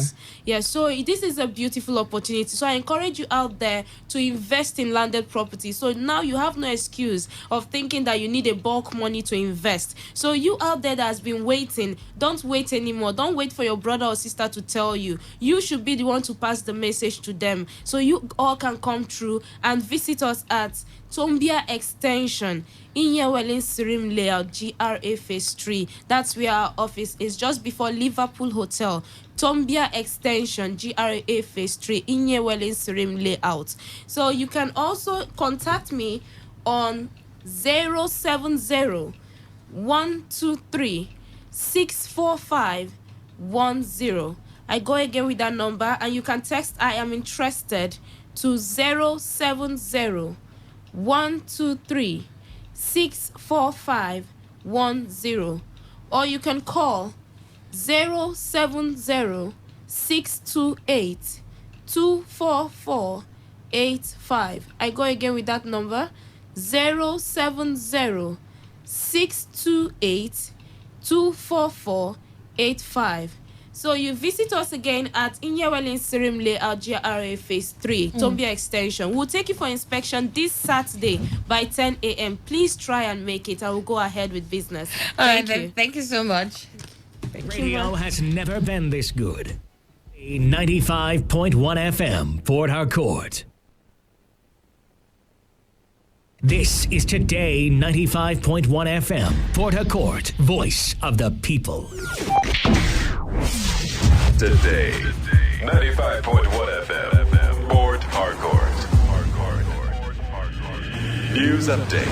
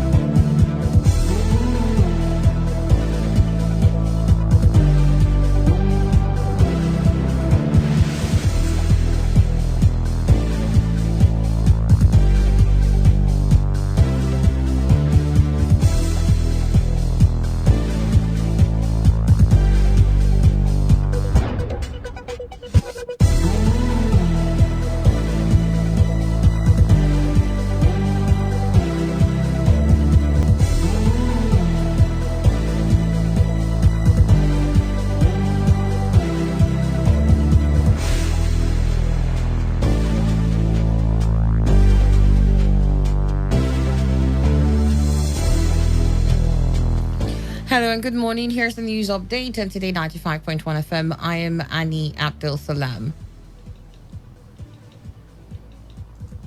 The Federal Executive Council has approved $1 billion Chinese loan from Chinese Exim Bank for the Gurara True Hydropower project. The project, at completion, will generate 360 megawatts of electricity. President Muhammadu Buhari presided over the weekly FEC meeting, which considered 18 memos. Minister of Water Resources Suleiman Adamu said the approval was part of the 4 memos the council approved for the ministry. Less than 2 weeks after his return to the country from the United Kingdom, President Muhammadu Buhari is set to travel to Saudi Arabia today. The president is making the journey on the invitation of King Salman bin Abdulaziz, the ruler of Saudi Arabia, to perform the Umrah, which is the lesser pilgrimage in the kingdom. This was disclosed in a statement by the presidential spokesman Garba Shehu. The president is expected back in the country on Tuesday, the 21st of May. River State Governor Nyesom Wike has accused the general officer commanding of the 6th Division of the Nigerian Army, Major General Jamil Sahem, of running an illegal oil bunkering squad. The governor alleged that the aim of the GOC was to finance his quest to be appointed the Chief of Army Staff. Governor Wike, in a statement issued by his special assistant on electronic media, declared that any attempt to appoint the GOC of the 6th Division of the Nigerian Army as the Chief of Army Staff will spell doom for the nation's failing security architecture. The governor spoke during a courtesy visit by the commander of Joint Task Force Operation Delta Safe, Rear Admiral Akinjide Akinrinade, at the government house in Port Harcourt. He accused the GOC of compromising security in Rivers State through illegal actions and also alleged that the Rivers people had stopped the GOC and his accomplices from allegedly imposing a governor on the state during the elections. Flood has again returned to the Nkpolu axis of the east-west road in Port Harcourt, causing heavy traffic jam as the rainy season sets in. You'll recall that heavy flooding in the area last year had caused the youths of the community to stage a protest on the same road, which led to the death of one person.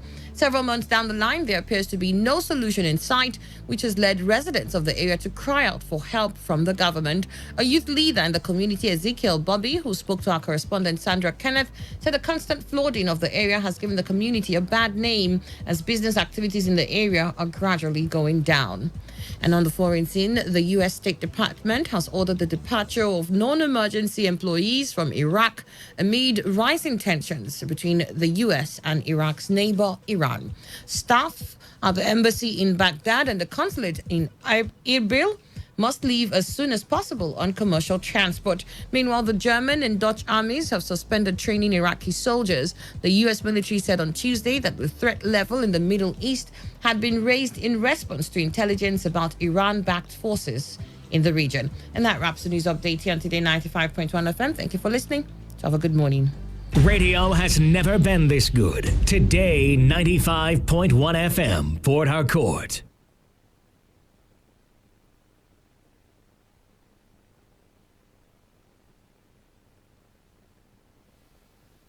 Port Harcourt.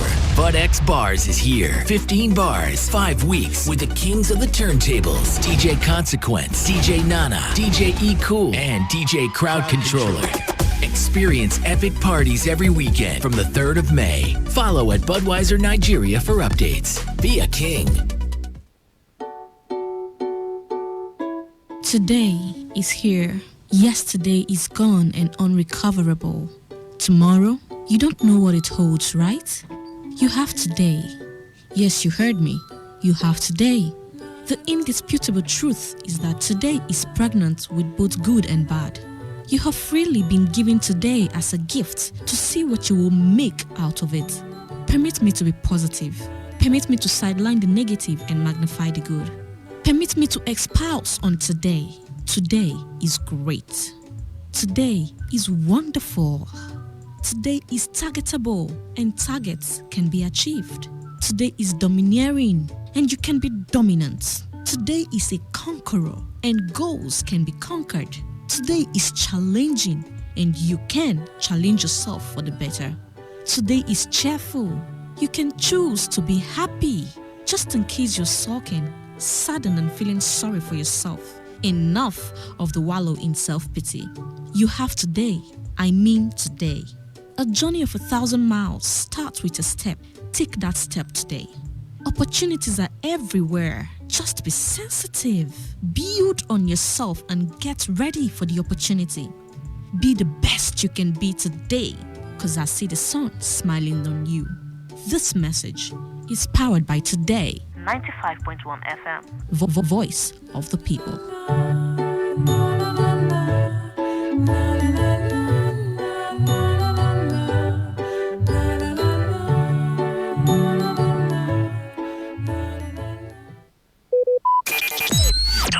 Talk radio. I listen to a lot of talk radio. 95.1 FM.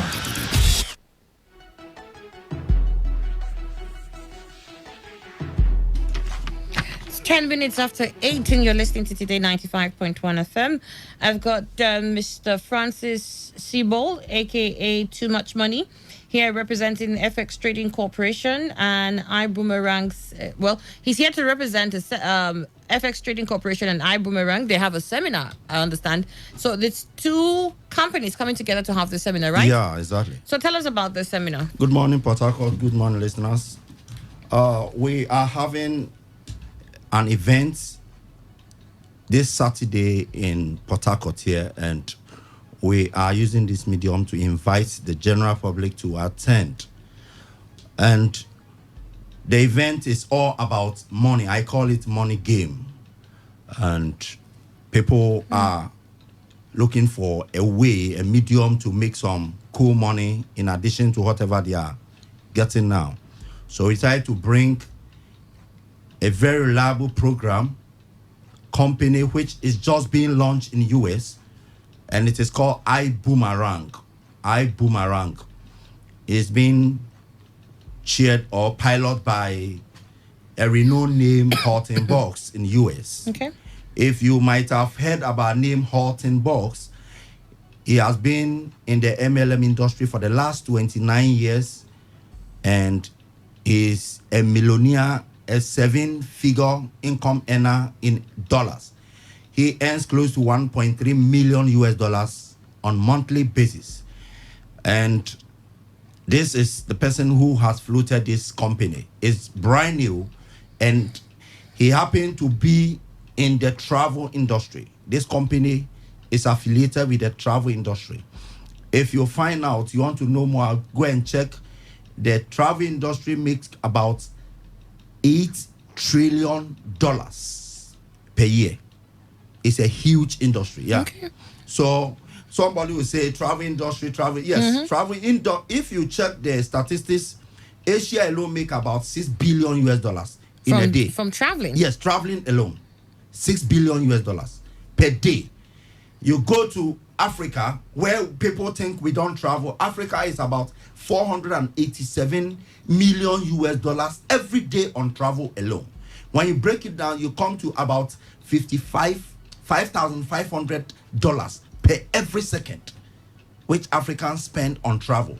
So this is the industry he has keyed his company into, and he is changing the face of the multi-level marketing, where you can actually make money by telling somebody to travel and save money. Wow.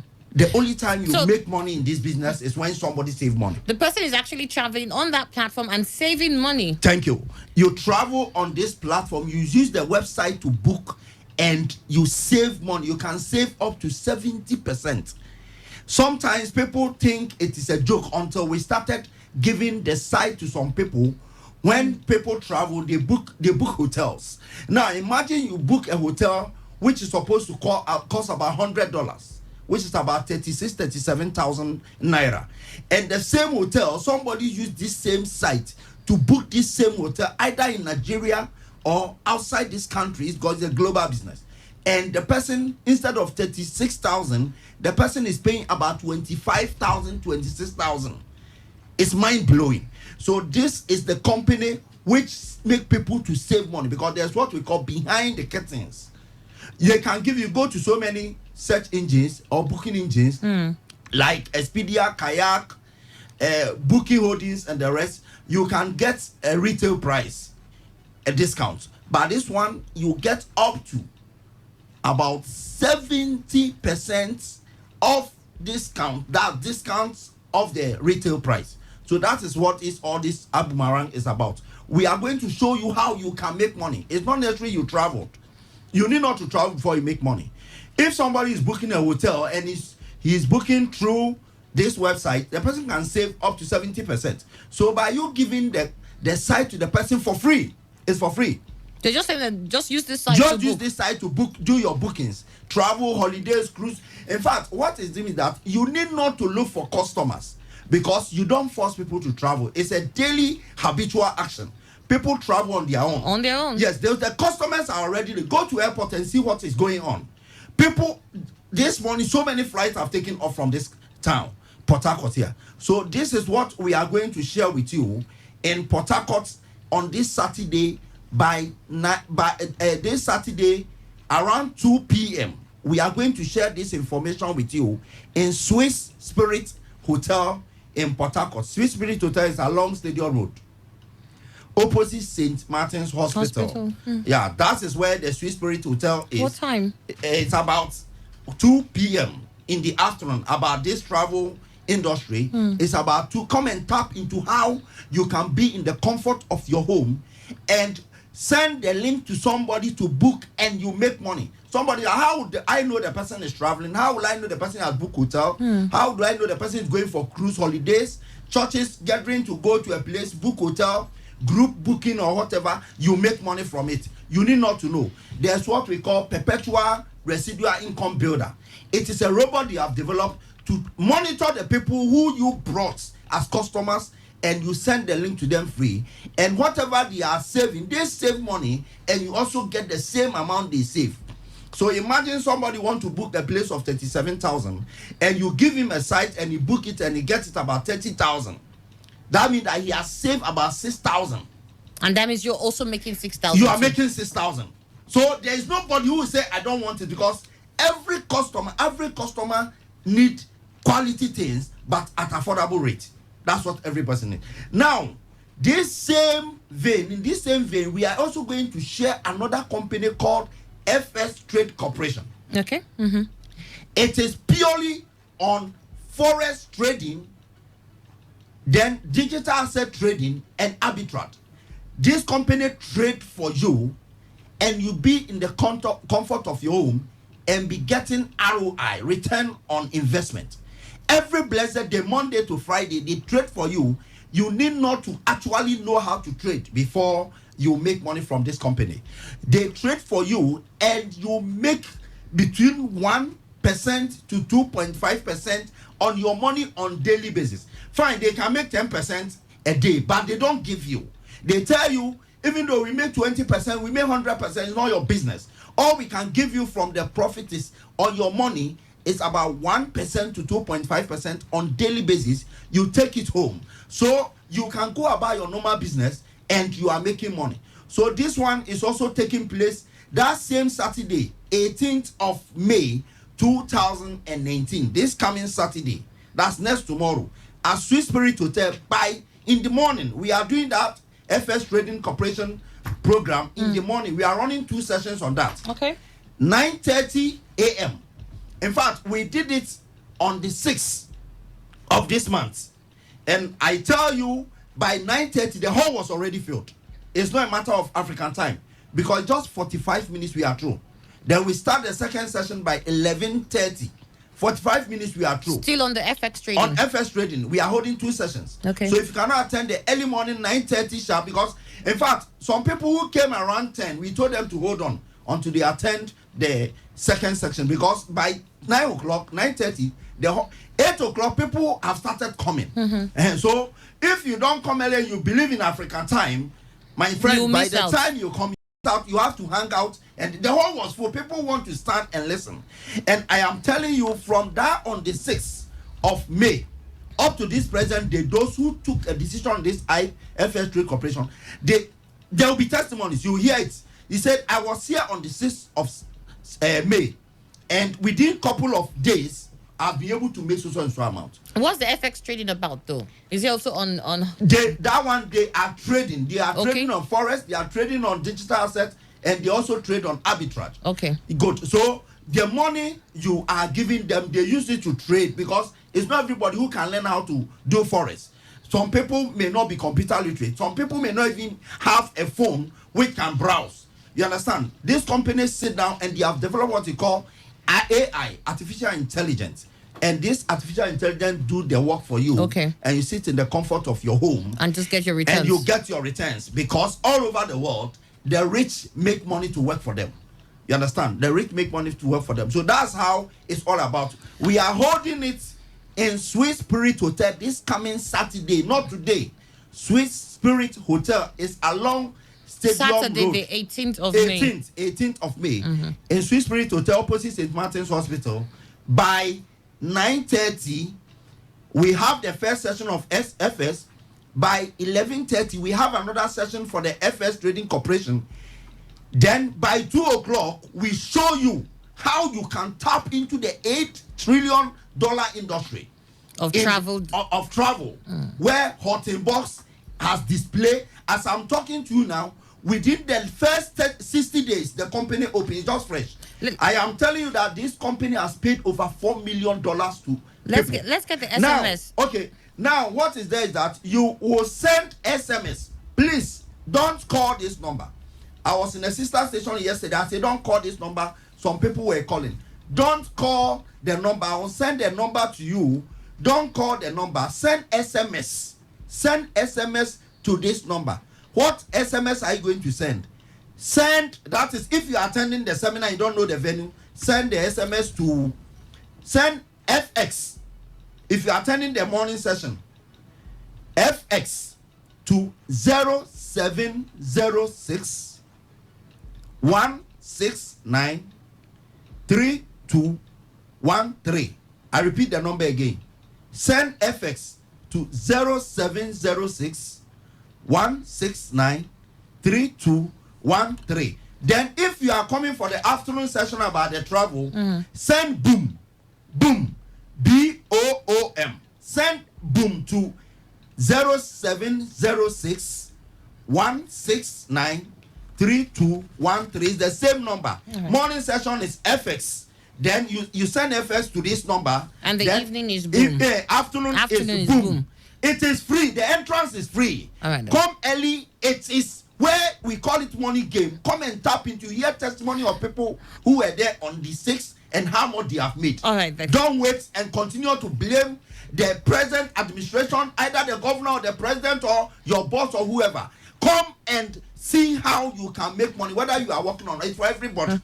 Attend, it's free. Thank you very much. Thank you very much. We expect you there. Thank you very much. Thank you. This is where we wrap up. Today's quest continues in just a bit. Stay here with us. Port Harcourt, are you ready? Today, 95.1 FM, the voice of the people.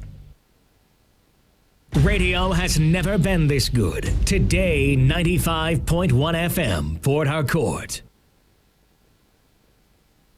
Opinion poll on today's quest. More than 3 over 4 of the loots we are talking about in this country today were loots within the 16 years. Here is a great opportunity to sample all our opinions on the issues raised. Port Harcourt says the PDP is trying to divert our attention because Nigerian funds was looted by the people. Melody in Uniport says Madam Jonah is yet to come in terms of the fact that her tenure has expired. Annie, please tell him that investigation is not what you make public until the final stage. Send your opinion to us on Facebook, www.facebook.com/Today95.1 FM. Or on Twitter @TodayFM951. You can also sample your opinions with us on WhatsApp or on our SMS portal using the numbers 070-1933-9962.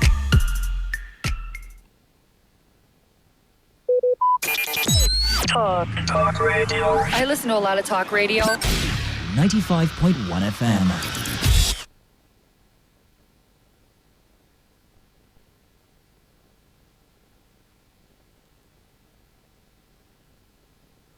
Port Harcourt.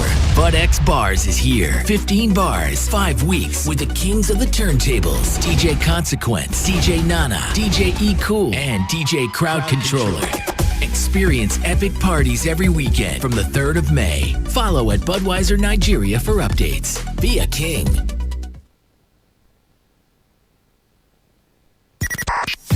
.1 FM, Voice of the People. And we're back. Opinion poll on today's quest. More than 3 over 4 of the loots we are talking about in this country today were loots within the 16 years. Here is a great opportunity to sample all our opinions on the issues raised. in Port Harcourt says the PDP is trying to divert our attention because Nigerian funds was looted by the PDP. Melody in Uniport says Madam Jonah is yet to come in terms of the fact that her tenure has expired. Annie, please tell him that investigation is not what you make public until the final stage. Send your opinion to us on Facebook, www.facebook.com/Today95.1fm, or on Twitter @TodayFM951. You can also sample your opinions with us on WhatsApp or on our SMS portal using the numbers 070-1933-9962.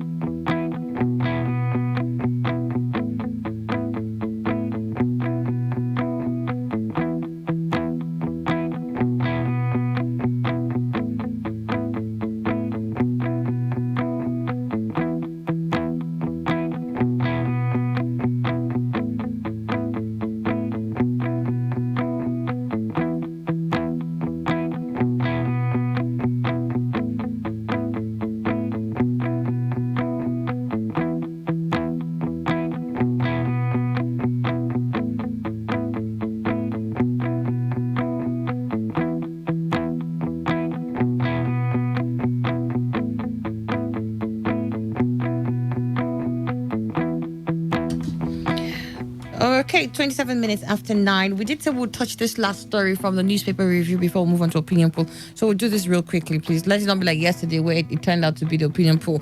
Atiku PDP doing everything possible to sabotage Buhari. The federal government has warned the People's Democratic Party not to derail the country's democracy through its brand of opposition politics. The federal government claimed the opposition party and its presidential candidate, Alhaji Atiku Abubakar, were desperate for power, as exemplified in what the government called unpatriotic utterances lately. Minister of Information and Culture, Mr. Lai Mohammed, gave the government's position while speaking with State House correspondents at the presidential villa Abuja.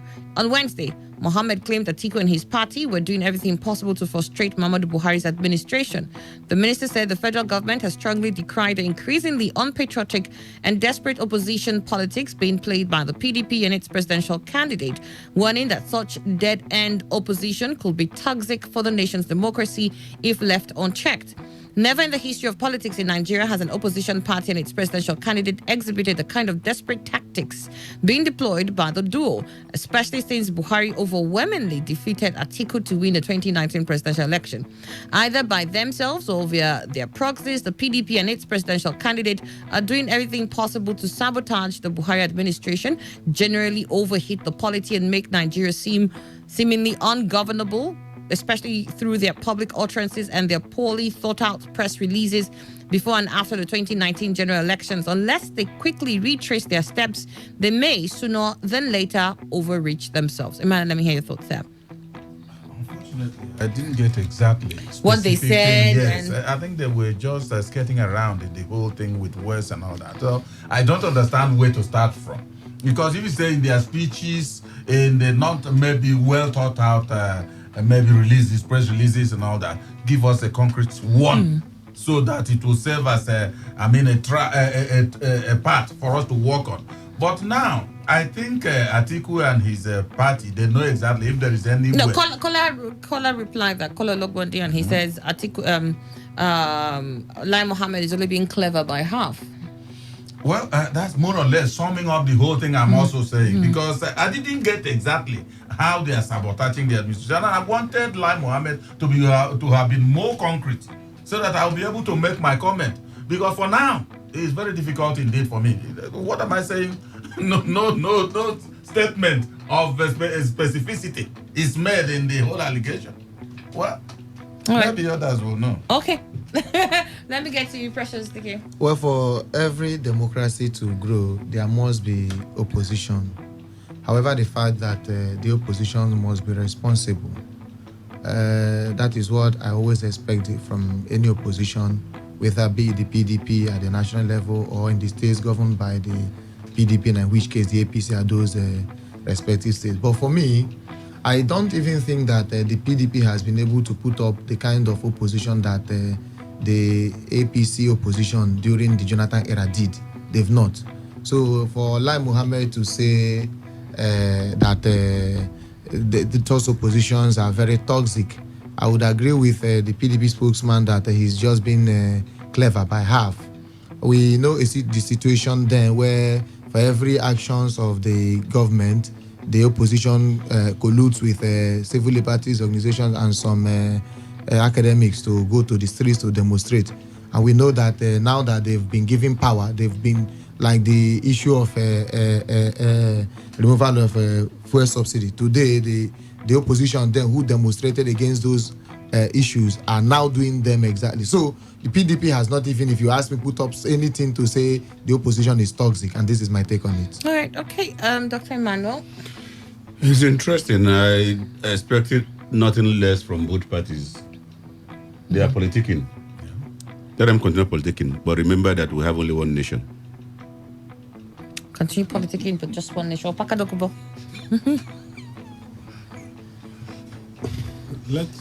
I mean, whether at the center or in the states, I mean, we appear to see the same thing. A lot of talk, a lot of accusation back and forth. At the end of the day, I do not see how that helps the entire, moves us forward. Let those who have a job to do sit down and do their job. And if there is anything in the line of it that any other person is doing, let us see clearly. And I know Nigerians are eager. Nigerians really want this country to move forward. And you don't even need to come out to rabble-rouse. And then people will, before you even say it, Nigerians will take it up when things are working and somebody else is trying to do something to undermine that process. I'm not sure before government starts to say anything, you will hear people say, no, this is not what we want. But to continue to play politics, for me, this is just mere politics. And they're in government. Let them sit down and govern. All right, sit down and govern. Pretty much it. We did say we're going to move on to another issue that we had earlier on that we were talking about before we went on the break, which will form our base for opinion poll. And I think the very first one started with the Senate proposing a bill to checkmate, the difference between the haves and have-nots. They said that if they don't do anything, there will be a mass revolt. So the Senate moves to avert mass revolt by bridging poverty gap. To avert a looming violent revolution from poor Nigerians, Senator Chukwuka Otazi has sponsored a motion titled Bridging the Gap Between the Haves and the Have-Nots in Nigeria. The motion, which spread heated debate on the floor of the Senate, highlighted the many troubles of widespread abduction of persons, armed robbery, and ritual killings in Nigeria. In the motion, the lawmaker expressed concerns that the nation's poor masses may embark on a revolution against the rich, judging from recent events in the country. He stressed that kidnappings and the upsurge in banditry by criminal elements against Nigerians, which have defied all known security measures, confirmed his fears. He expressed worry that the Northeast, terrorism and insurgency have assumed a full-blown war, and the armed forces and other security services are having a Herculean task containing all the points of terrorist activities. Utazi said herdsmen were devastating farmlands, killing people, raping women in the Southeast, and kidnappers and ritual killers carry out their nefarious activities with precision. Describing the challenge as multifarious, He observed that the North Central Zone, known largely for farming, is now under the grip of killer herdsmen, a situation he cautioned could lead to severe famine. Responding, Sheikh Hussaini, Kaduna Central, decried lack of priority for the country's poor masses in government programs, stating that as parliamentarians, there was pressure from the poor people on them. He noted that the country's socio-economic pattern was that of master-servant relationship, which he said no longer works, and advocated conscious intervention to better the lot of poor Nigerians.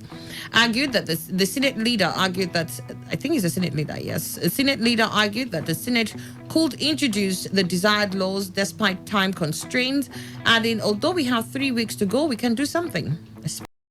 As we all saw the conditions of Nigerians during the electioneering campaigns. Speaking, Ben Murray-Bruce noted in finding solution to the menace, the country has to grow its economic indices by 15% for the next 30 years to employ everybody. Responding, Deputy Senate President Ike Ekweremadu sought proper statistics and concrete steps to tackle unemployment in Nigeria, while Bala Ibn Na'ala said whenever revolution occurs, selfless people who love their country mobilize to fight criminals. Meanwhile, Nigerians will soon be required to install carbon monoxide detectors alarms in their vehicles, homes, and workplaces for preservation of their lives from hazardous effects of carbon monoxide. Okay, that was the second bill that they moved. Anyways, let's stick to the first, which is a bill proposing to bridge the gap between the haves and have-nots. And we said, while we're talking about that, we did mention the fact that there was, I think, a piece that looked at the burden of cultism and, cultism in primary and secondary schools. And we said, well, you know, they have and have-nots as we have it. Have-nots is not a thing of just the grown folks alone.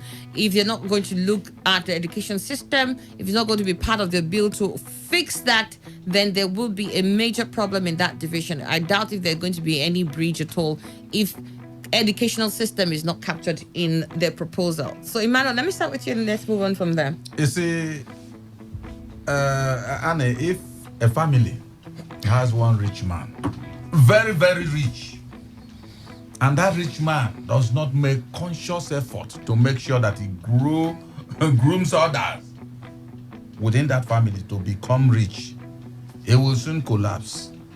Collapse completely, that family will be like maybe the poorest one.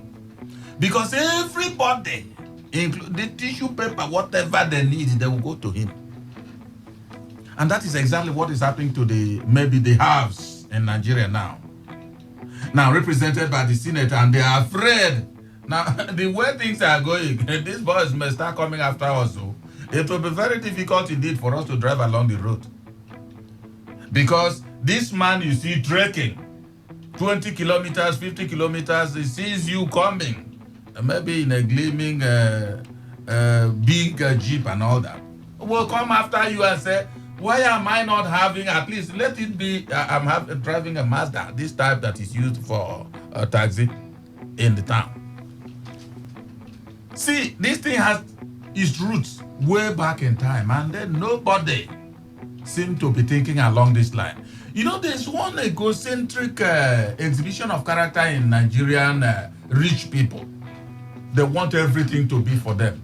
And while it's happening to others, in the place I come from, they say that when a corpse of another person's relative is carried, passing by where you are standing, you look at it as a faggot and will not listen to them.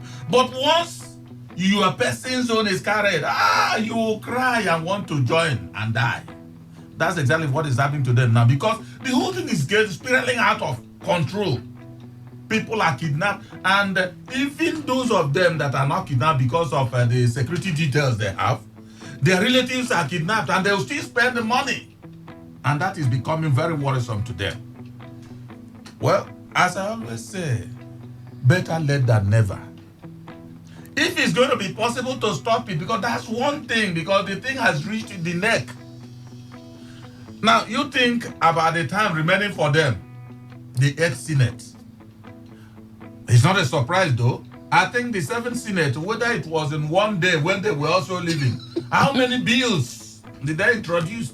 I can't remember whether 10 or more than 10. 14 thereabout. Good. So maybe it's becoming a pattern. when you are drowning, they say drowning man must catch at straws, whether it's the one that you can hold or not. Do that exercise. That's exactly what I find them doing. But if it's something that is realizable, I think it will help a long way. Because when there is no employment, when there is nothing at all to fall back on, the easiest way is to take to crime, even though it's not the best way to behave.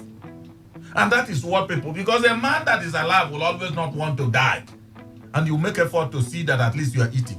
That is exactly what is bringing this criminality everywhere. And they are now rising to say, if we allow this, nobody will be able to sleep in. All these mansions were built everywhere. I think it's a good step. But is it realizable, especially given the time that is remaining for them? All right. Let's get to you now, Precious UDK. Well, you see, attempting to bridge the gap between the haves and the have-nots is an essential expression of historical logic. Karl Marx, in his book, Communist Manifesto, had argued that the dichotomy between the feudal lords and the serfs, the haves and the have-nots, the bourgeoisies and the proletariats, is as old as life and humanity itself. And you may be tempted to agree with me that there is no how in human existence that dichotomy will not be there.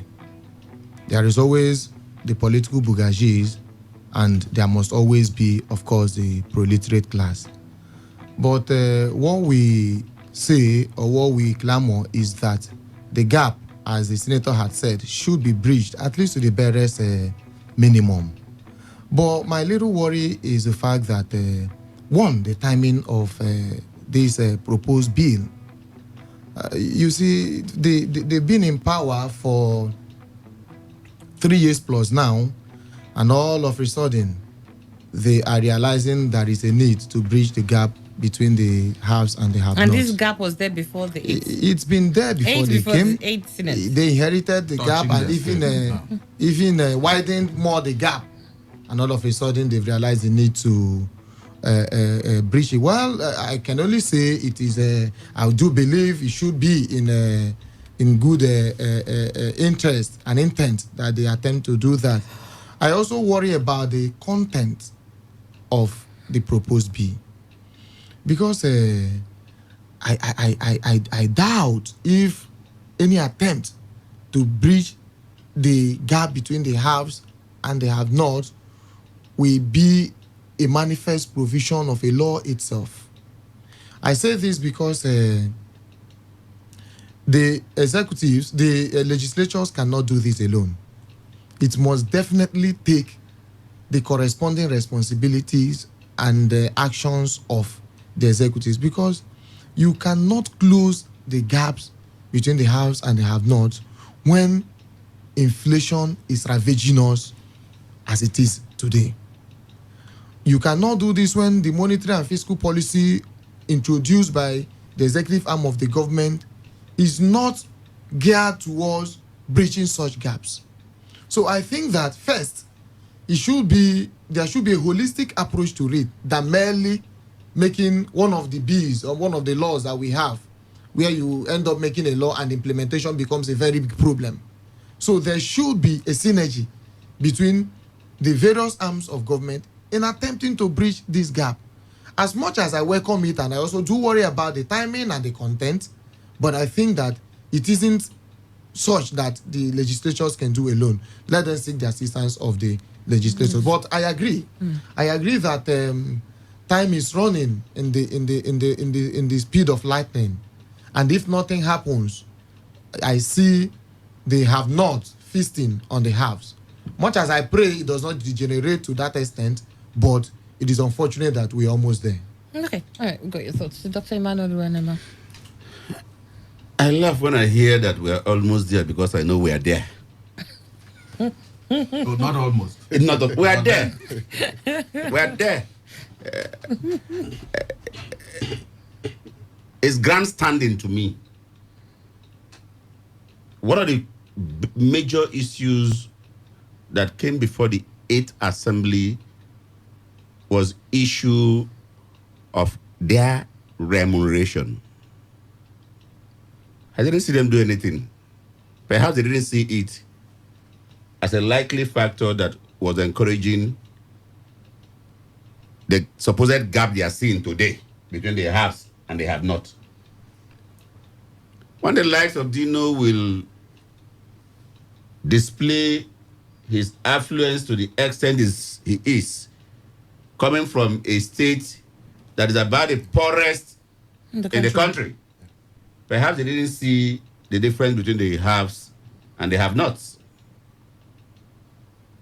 The truth is, for me, I don't know the sponsor of that bill.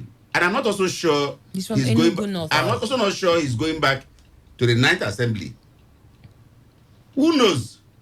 The fear of the truth catching up with them could be one reason why they want to do what they are doing. This, for me, is one law too many laws. What is the place of policies in governance? Must we resort to lawmaking for purposes of just lawmaking, or we intend sincerely to achieve something with the laws we make? How do they want to go about bridging the gap between the haves and the have-not? Is it just by lawmaking? Do laws actually change anything on their own? Can a written down law on paper bridge the gap between the haves and the have-nots? Our legislature, and indeed government and Nigerians, must actually think. As you go out today, there's a general shout that there is no money. But even in the midst of that, you find a few spending money, telling you there is money. I see a time when wearing a cloth, you need to think very well. Where you want to go with it? Because the cloth itself will turn, given the number of persons that are not wearing clothes. You will be antisocial in the environment. We're already there. Nigerians must come back to ask themselves some simple questions. Will this law become one that they've gone to one country to come with one social intervention thing or the other that are short-term? How many social intervention programs will we enact laws for to create the bridging, to bridge, as it were, between the haves and the have-nots? What have been the result of such past interventions? We must stop playing to the gallery and mean real business. All right, then. Okay, Dr. Emmanuel, over to you now. I think that's a good way to take it up. I think we are truly playing to the gallery. The lawmakers are truly playing to the gallery. And it is not everything you achieve by law. Like the Precious DK said, we're still interested in getting to the content of that bill. Something in my head keeps telling me, if you want to legislate on something like that, you probably would say, okay, how much have we budgeted for this year? Bring it. Okay, share it to individual. How many are we in this country? 200 million. Give each person. That would be law. But if you're talking about productivity,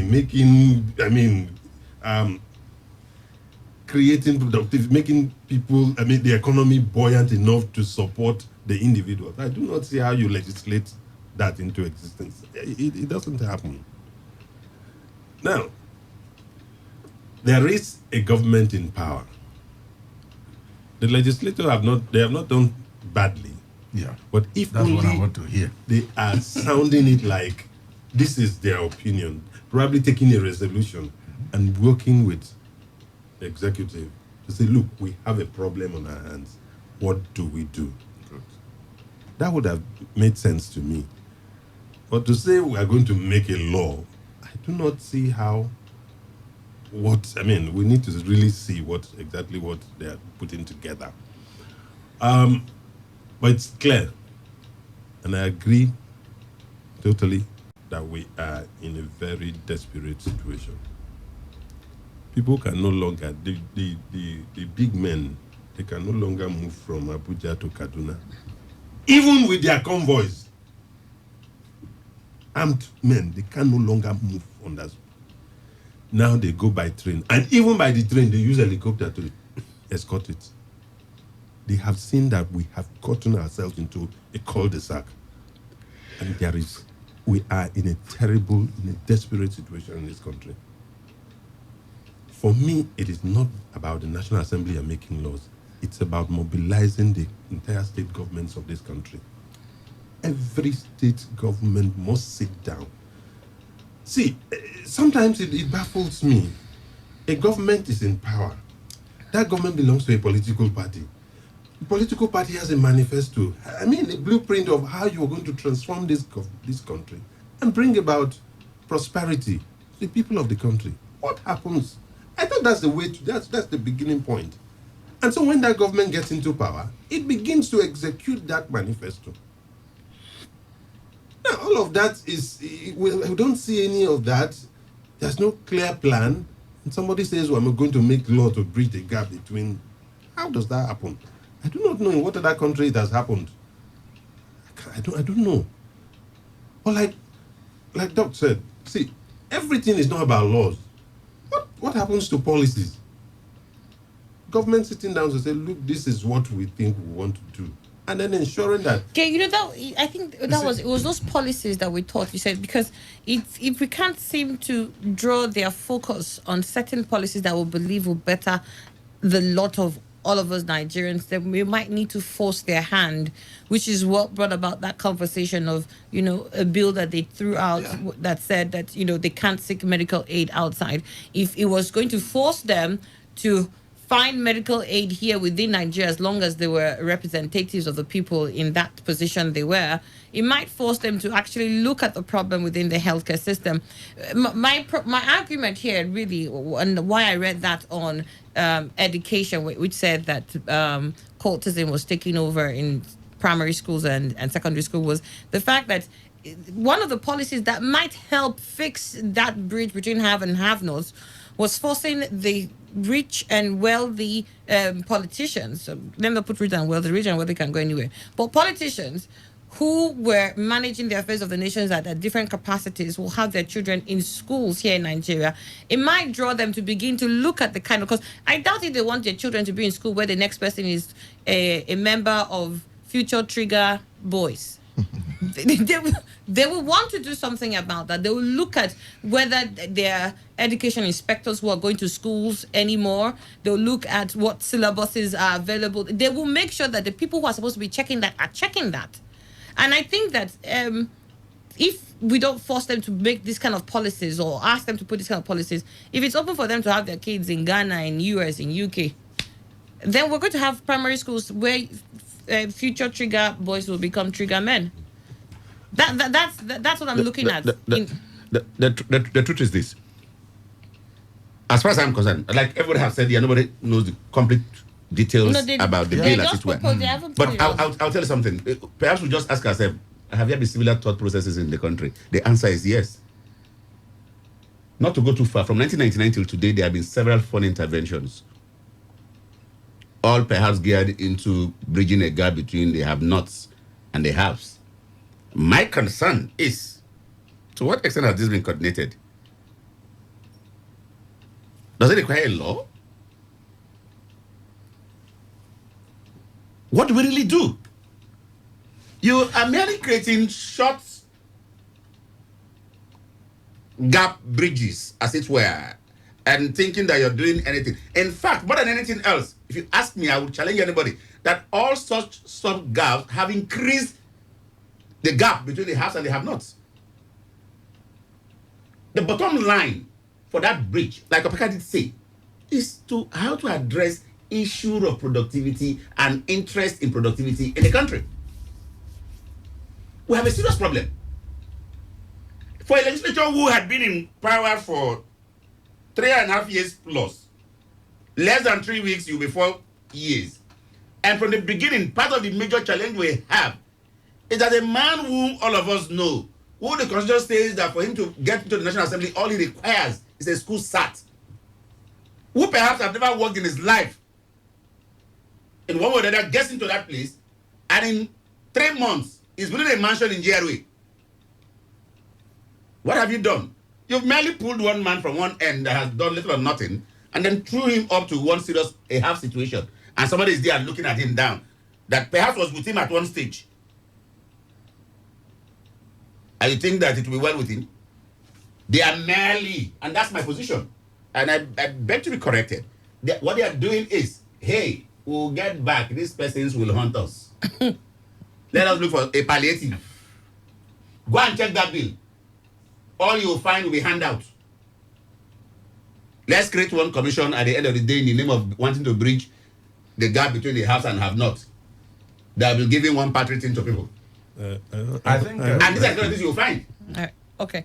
I think, for me, I think the legislators are on point. You see, in the place I come from, there's a desperate times need desperate measures. There's a national emergency as far as what this gap had brought up in this country. And the legislators are afraid that, yes, you know, they are the first target. There's no doubt about it. And the fear is a very essential ingredient in galvanizing one into reasonableness. So fear has now galvanized them. Now that, like Dr. Urenema said from 1999, we've been talking about this. And it seems that it's all talk. Let us act very concretely. It deserves to be a law, something of a law. Now, let it be that we've done our own bits. And those that will implement, because remember, it requires synergy, like I said earlier, and pressure. If they finish this law, no matter how articulate it might be, the president looks at it on his own and withholds assets. What happens again? It dies a natural death. So what I see they are doing is that even though they are coming back, some of them that will not go back, because there is a sanctuary, it might not reach them. But when they come back to their villages, Oga, you see, I've not eaten, Oga, I've not, everywhere flood, the person will be looking for a way to vanish if it were possible. And he can't vanish. And so he will be told, give us exactly our own share. So I think what they are doing now is that, let us finish our own. When the executive refuses to implement, because they are the people that will implement, then we would have exonerated ourselves, even though they will still attack us. Because there's nothing you can do to what has become very viral. You must suffer it. But for me, what they have done is the concrete step to take, because you can't one before two. Look at it now. We've not had a bill. They just made the proposal. Others just came up and then proposed it. Now, let us wait for the bill to come up. We'll examine it. And I am saying all of them are guilty of this. You remember in the last 7th Assembly, whether it was the last sitting day or what, 10 bills or so came out. And then those bills, have we heard anything about them today?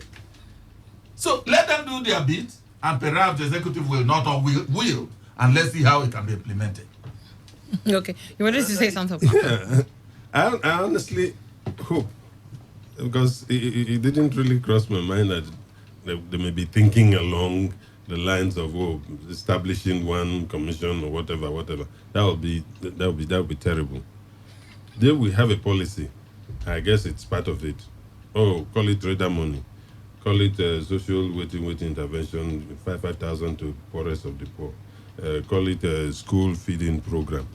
These are programs that they have attempted, as it were, are still attempts at trying to meet. But how far have they gone? The other day, I heard somebody complaining bitterly about this school waiting program, school feeding program, and that some people were ripping off the entire system. That the contractors, supply from wherever, and then at the end of the day, they are the ones who are making all the money. They're not seeing big complaints that people were already becoming millionaires. They are creating a few persons, making a few persons rich at the expense of everybody else. And so, for me, government needs to. That's why I said, look, it's a productivity thing. At the end of the day, if you're throwing money at something and then it does not get down to being productive, creating wealth, and it's just a matter of just putting money in the hands of people just to spend, then you might actually be creating more problem than you think you want to solve. So the economy must be rejigged. We must get to that point where the protective sector starts to work and provide jobs for people to actually engage themselves and make a living for themselves. There's a level, even this 5,000 they are given. I don't understand what 5,000 will do for any human being in how many days. Anybody at all. Yes, it might look like something, but it's really not going to make the difference. Some people need that 5,000. Yeah, some people may need it. But who needs and who doesn't need? And the moment one person gets and the other one does not get, what do you think the other one who doesn't get will do? You start hoping on the other person. Now it begins. It now create. So if you know you can't give to all for me, then don't go and create a problem that you can't solve, because at the end of the day, that person becomes a target, and within an amount, and anybody who comes to pay that 5,000, I mean, you just create a lot of problems. If everybody can get, no problem. But let us get to that point where, for me, it's important that whatever they're going to do steps down to the states. Let the state be buy-in. Policy, I talked about policy. Is there an agri policy? Is it nationwide? Yeah, people. I mean, for me, that's the thing. That's what you're thinking. All right, we'll take a break. When we come back, we'll look at other issues. Please stay with us. You're still listening to Today 95.1 FM.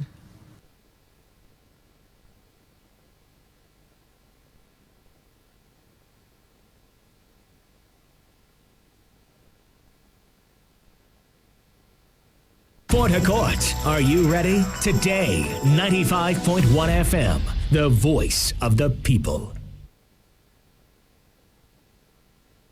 Radio has never been this good. Today, 95.1 FM. Bud X Bars is here. 15 bars, 5 weeks with the kings of the turntables. DJ Consequence, DJ Nana, DJ E Cool, and DJ Crowd Controller. Experience epic parties every weekend from the 3rd of May. Follow at Budweiser Nigeria for updates. Be a king.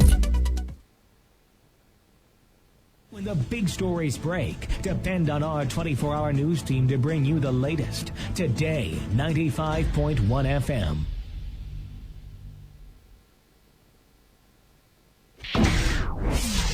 Today, 95.1 FM, Port Harcourt. News update. Hello and good morning. Here's the news update on Today 95.1 FM. I am Annie Abdul Salam. The movement for the survival of Ogoni people has suggested the creation of a special Ogoni oil field from the controversial OML 11, which spans across several communities in the Niger Delta. The president of Mosob, Legbosi Kweagbara, who made the suggestion, said the move will enable the federal government deal directly with Ogoni people on the issues between them and SPDC. Kweagbara, who spoke in an interview with our correspondent Chinedu Iwuna, said it will be difficult for the federal government to, in an attempt to deal with the issues between Ogoni people and SPDC, make decisions that will affect other communities who do not have issues with the oil company. The Mossad president also dismissed recent reports claiming that unqualified companies were being awarded contracts for the cleanup of Ogoni land, describing the report as unbalanced. River State Governor Nyesom Wike has accused the General Officer Commanding of 6th Division of the Nigerian Army, Major General Jamil Sahem, of running an illegal oil bunkering squad. The governor alleged that the aim of the GOC was to finance his quest to be appointed the Chief of Army Staff. General Wike, in a statement issued by his Special Assistant on Electronic Media, declared that any attempt to appoint the GOC of the 6th Division of the Nigerian Army as the Chief of Army Staff will spell doom for the nation's failing security architecture. The governor spoke during a courtesy visit by the commander of Joint Task Force Operation Delta Safe, Rear Admiral Akinjide Akirinode, at the government house in Port Harcourt. He accused the GOC of compromising security in River State through illegal actions and also alleged that the Rivers people have stopped the GOC and his accomplices from allegedly imposing a governor on the state during the elections. The Federal Executive Council has approved $1 billion Chinese loan from Chinese Exim Bank for the Gurara 2 hydropower project. The project at completion will generate 360 megawatts of electricity. President Muhammadu Buhari presided over the weekly FEC meeting, which considered 18 memos.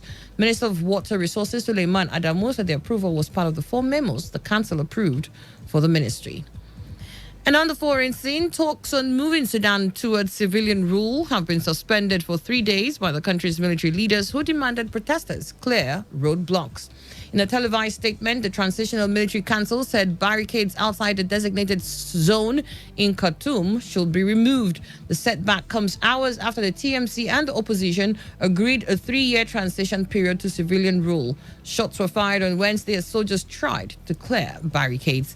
And that wraps the news update here on Today 95.1 FM. Thank you for listening. Good morning. Port Harcourt, are you ready? Today 95.1 FM, the voice of the people. This is Today 95.1 FM, Port Harcourt, voice of the people. Port Harcourt, Bud X Bars is here. 15 bars, 5 weeks with the kings of the turntables. DJ Consequence, DJ Nana, DJ E Cool, and DJ Crowd Controller. Experience epic parties every weekend from the 3rd of May. Follow at Budweiser Nigeria for updates. Be a king. Today is here. Yesterday is gone and unrecoverable. Tomorrow, you don't know what it holds, right? You have today. Yes, you heard me. You have today. The indisputable truth is that today is pregnant with both good and bad. You have freely been given today as a gift to see what you will make out of it. Permit me to be positive. Permit me to sideline the negative and magnify the good. Permit me to espouse on today. Today is great. Today is wonderful. Today is targetable and targets can be achieved. Today is domineering and you can be dominant. Today is a conqueror and goals can be conquered. Today is challenging and you can challenge yourself for the better. Today is cheerful. You can choose to be happy. Just in case you're sulking, saddened and feeling sorry for yourself. Enough of the wallow in self-pity. You have today. I mean today. A journey of 1,000 miles starts with a step. Take that step today. Opportunities are everywhere. Just be sensitive. Build on yourself and get ready for the opportunity. Be the best you can be today, because I see the sun smiling on you. This message is powered by Today 95.1 FM. Voice of the people.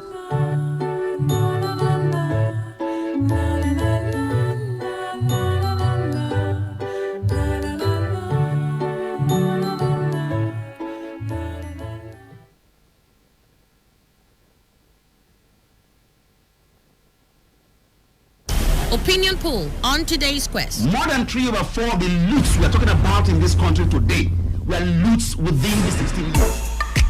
Here is a great opportunity to sample all our opinions on the issues raised. Port Harcourt says the PDP is trying to divert our attention because Nigerian funds was looted by the PDP. Melody in Uniport says Madam Jonah is yet to come in terms of the fact that her tenure has expired. Annie, please tell him that investigation is not what you make public until the final stage.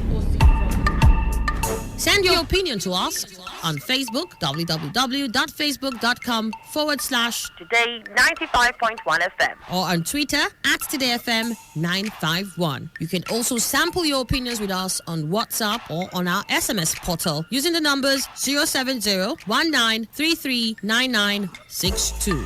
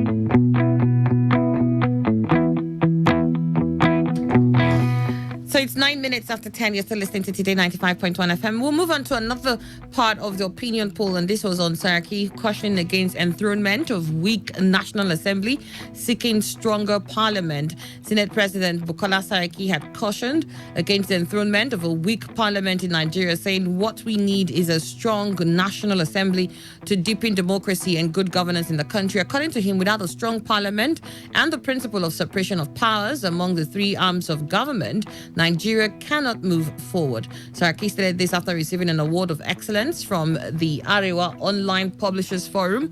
Others who also received awards for their contribution in promoting growth and development of the 8th National Assembly were the Speaker of the House of Representatives, Yakubu Dogara, Senators Sheikh Hussaini, Magnus Abe, and Kabiru Gaya. The Senate President, however, cautioned that without a strong parliament, democracy is threatened. He said, as long as our parliament is strong, Nigeria will be stronger. I think it is important that we lay a solid foundation to strengthen our democracy. Besides, the Senate President noted with satisfaction that the media has been playing an important role in ensuring the survival of democracy, saying, you have a responsibility to ensure that individual interest gives room for collective interest for a better Nigeria for all. He commended the group for their work and on and on. So we're looking at a strong assembly. When we talk about strong assembly, what do we mean here really? Because like I said earlier during the newspaper review, we had the president at a couple of days back during an Iftar dinner saying that he had first relationship with the assembly. And for him, he was hoping that he will have something better with the Ninth Assembly, a more cordial relationship. Now, will having a cordial relationship with the Ninth Assembly mean that it is weak, or that the manner at which this Eighth Assembly had run was for us a better showing of a strong legislative arm of government? Well, you see, for me, there's no doubt about it that there exists a frosty relationship between the executive and the legislature, as far as this administration is concerned. And whatever may be the cause, or that may be the propeller behind this, is what I cannot say is because of strong legislating. No, it cannot be. And I think it depends on who. All the comments Saraki made are tangible comments that are very much progressive and driving that could drive development to the right way. It's not in doubt, because weakness can never be an acclaimed quality for a human, for a group, and for government or any institution. No, it can never be. But is it the brand of antagonism that exists in the legislative house or houses to the policies of the executive or to the moves of the executive that we should call strength? I don't think so. Nothing works out in a situation of rancor. Nothing. What they need is collaboration. And that's when you showcase the prowess of that your strength. And that is why in legislating, you have this issue of lobbying. Make sure you lobby in the right way and then have your way. I know one thing he says there, that a strong legislative body is the pillar of democracy. Yes, there's no doubt about that. But how, for instance, listen, when somebody is making comments, you look at that particular individual and then think his moves, how has it brought strength to the legislature or legislating? Take, for instance, why the president himself is saying that there's in existence the frosty relationship. How did he start to be the Senate president? And perhaps, there was a time we had an x-ray of what made him now behave the way he did to become the Senate president, because in his own camp, he thinks or he felt or he feels that nobody is giving him adequate attention, or his men. And so he now looks up for a way and then where the gap himself to be, yes, the head of this side. And that was against the party he belongs to. Take, for instance, the executive said, maybe we want Magu. On what grounds did they reject Magu? Was it that Magu was such a bad person to occupy that position? Or was it on the interest of their own? Because I am one person who said, when I hear anything from that chamber, I am not talking about individuals in the chamber, but that chamber collectively, I will not take it seriously. Look at what they do is just what will benefit them. Talk about whatever pay they will receive. There will be no party. This APC, PDP, cat and dog relationship will not exist. All of them belong to either APC or PDP. Once you say remove any cover from the amount they will be paid, all of them will join. In fact, they will become maybe a united party and tell you, no, you don't come this way. So, you see, the seats is what spills out from that place. For me, what I believe is that there certainly has to be an effective collaboration between the executive and the legislature. If it is in the way Saraki is leading it and is going, he thinks that his strength, no, weakness will even be better, because in weakness, if you are reasonably weak, that means you will allow for certain compromises. And of course, stick with rigidity on certain areas that you know that must bring effect, a good effect at that, on the movement of the nation. But here, I am seeing rancor. No, we won't do this thing because these people are not supporting us in everything.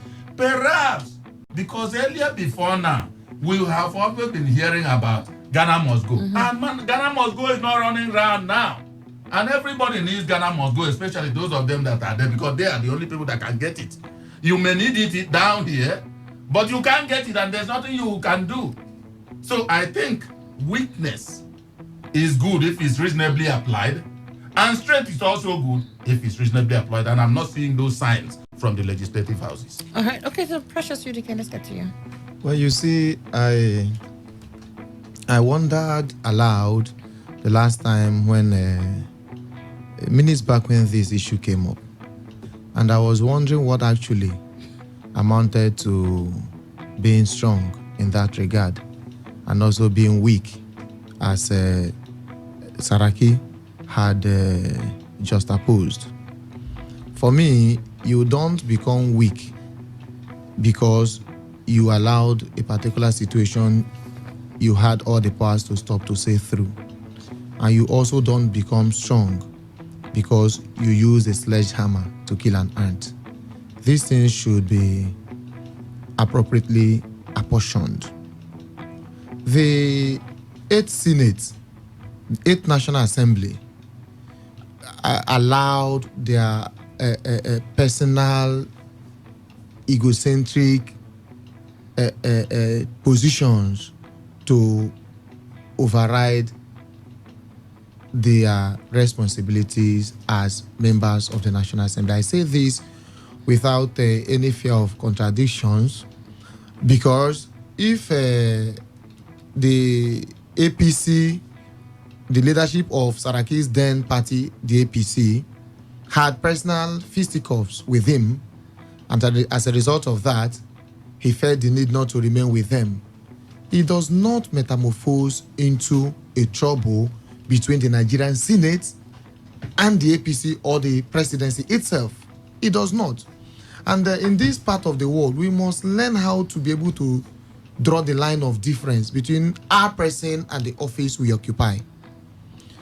The Senate President of the Federal Republic of Nigeria is a distinct entity, separate from Dr. Bukola Saraki.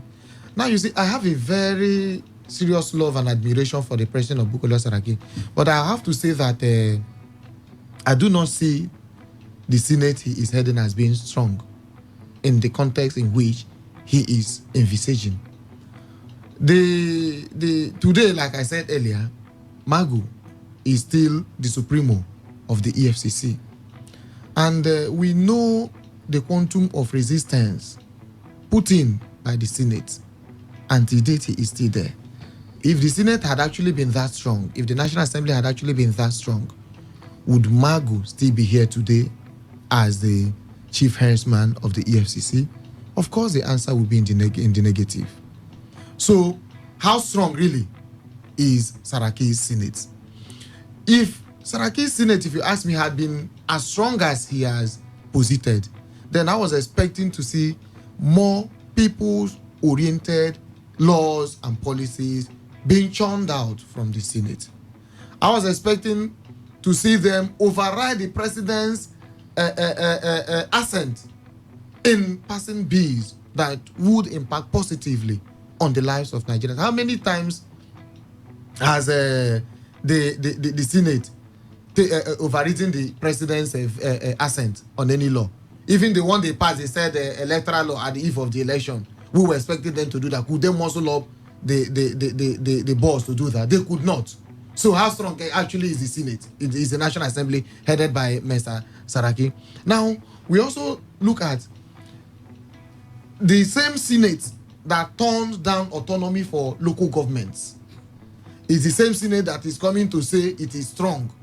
Where does the power, where does the strength lie? I would agree again and again and again and again that when it has to do with their personal ego, their personal benefits, they do everything to exhibit their powers. But when it has to do with touching positively, impacting positively on the ordinary Nigerians, that is when they give frivolous reasons for not doing a particular thing. So I do not think that the 8th Senate is strong. I do not think the 8th Senate is strong. It's my personal opinion anyway, but I say this at the risk of sounding a bit immodest. Okay. Because if you say a strong Senate should be a Senate who has been able to override the presidential assent on the bills and go back to the Senate, pass it, and it becomes law outside the president. You do this and I tell you you're strong. The 8th Senate should be Senate that should have come up with several people's oriented laws and bills. Then we can say that. But with what I'm seeing now, it is politics, and politics, nothing more. All right. We've got your thoughts on that. Dr. Emmanuel Iwayanuma. It is laughable for a man who, in my opinion, championed the National Assembly, led the National Assembly or an 8th Assembly that at best will be described without, with all due respect, will be described more as a rascally assembly. I don't understand what he actually meant by strong. Perhaps strong is physical strength. Perhaps strong is being self-centered. Perhaps strength or strong in his opinion is fisticuffs. Perhaps strong in his opinion is shutting Nigeria down for self and all the rest. Otherwise, perhaps he's not even the best person to even talk about a strong assembly. Because for me, a strong assembly is an assembly that understands what her duties are. A strong assembly is an assembly that understands that she represents the people and will always seek for the people's good, even when it is against her personal individual gain or whatever. A strong assembly for me will be an assembly who will champion at all times what will bring good to the majority of the people. And I would look at the 8th Assembly led by Senator Dr. Saraki. I can't find that strength in her. Yes, theoretically, we require a strong assembly. But what kind of strong assembly do we need? We need a strong assembly that has the knowledge to critique government policies for the good of Nigerians. We require a strong assembly that understands what advocacy is. We want a strong assembly that understands what lobbying is, as different from pocket padding, or what we understand in Nigeria as the Ghana must go welcome syndrome thing. We require a strong assembly that understands that governance is a collective, that governance is not just one arm thing. That when we talk about separation of power does not really mean different governments, but it is separation of power in one government for the good of the majority of the persons. We require a strong assembly that will indeed stand for the people, not a strong assembly that will retard our progress. The 9th Assembly must learn lessons from what has happened in the 8th Assembly. I can tell you anybody, any day, anytime, we never had a strong National Assembly in the 8th Assembly. That perhaps was the very weakest of assemblies. All right, got your thoughts there.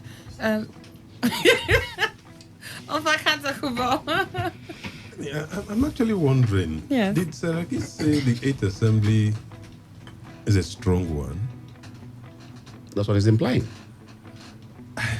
I didn't hear him say that. That's what is implied. No, he didn't. But it has implication. That's what is implied. I don't think so. That is even implied. Why is it not implied that he has looked at the assembly and has seen the weakness of this 8th assembly, and he's only saying, look, Nigeria needs a strong National Assembly? Why are we not reading that implication into it? No.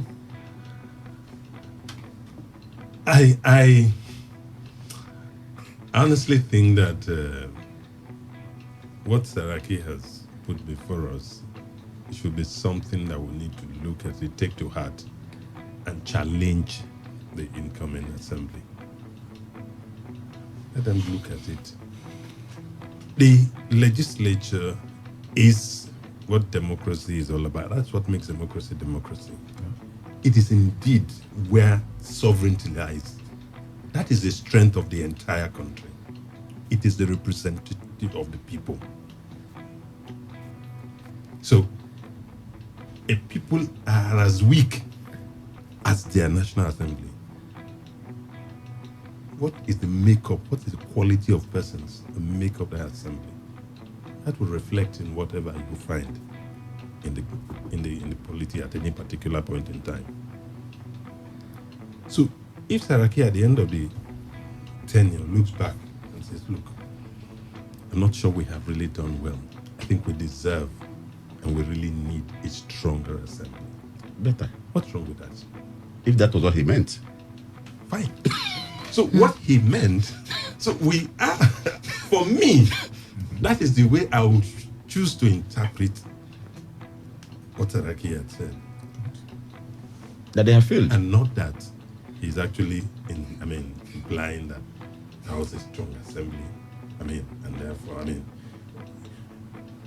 going further, I think it is not lost on Saraki about what is actually at the moment going on, where the executive has handpicked leadership of the National Assembly. And so we are moving into, we're walking into a situation where there is a total convergence of the two arms of government. The executive has said, this is who I want, and this is who I want. This is who I want to work. And I think, to the best of my knowledge, that is not the best for any democracy.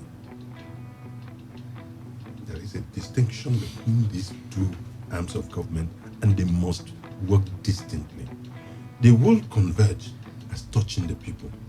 But for one to decide the leadership of the other, and as it were, completely infuse it into its own system, I think will not augur well for a country. And I think Saraki would have this at the back of his mind when he talks about the weak and a strong assembly. A strong assembly will not, this kind of thing that we're going to see will not make for a strong assembly. Where one picks the leadership of the other will not. It will not. We want an assembly that will at every point in time hold its own, should be able to be independent and look eyeball to eyeball in the other and say, look, for this we think differently and we need to talk about it and come to a common position as touching the lives of the people. If we are getting ourselves into a point, and indeed when we talk about this, we look at the assemblies across the states in the Federation, where you find they are just there. We have seen situations in this country where an appropriation bill is laid before the assembly in 1 hour, in 1 minute, or whatever, it is passed into bill and it is law. And it's gone. Is that a strength or weakness? Is that what we want? Is that where we are really heading to? And we know why that would happen. That will happen because the executive in those states actually have those assemblies in there. As it were, there's no division. They pass through whatever they want, that they get it done. Is that what we also want at the National Assembly? I don't think so. That would not augur well for a country. So for me, we need to think, yes, the messenger may be here, but if we look at his message, I think it really means well for this country. Now, the issue of Magu keeps coming up, and I think the issue of Magu, for crying out loud, whatever the National Assembly may not have done well, but on touching the issue of Magu, I think the executive shut Magu down. There's no way you will blame the National Assembly or the Senate for refusing to confirm Magu. How can one source, the same person who is saying, I want this person appointed,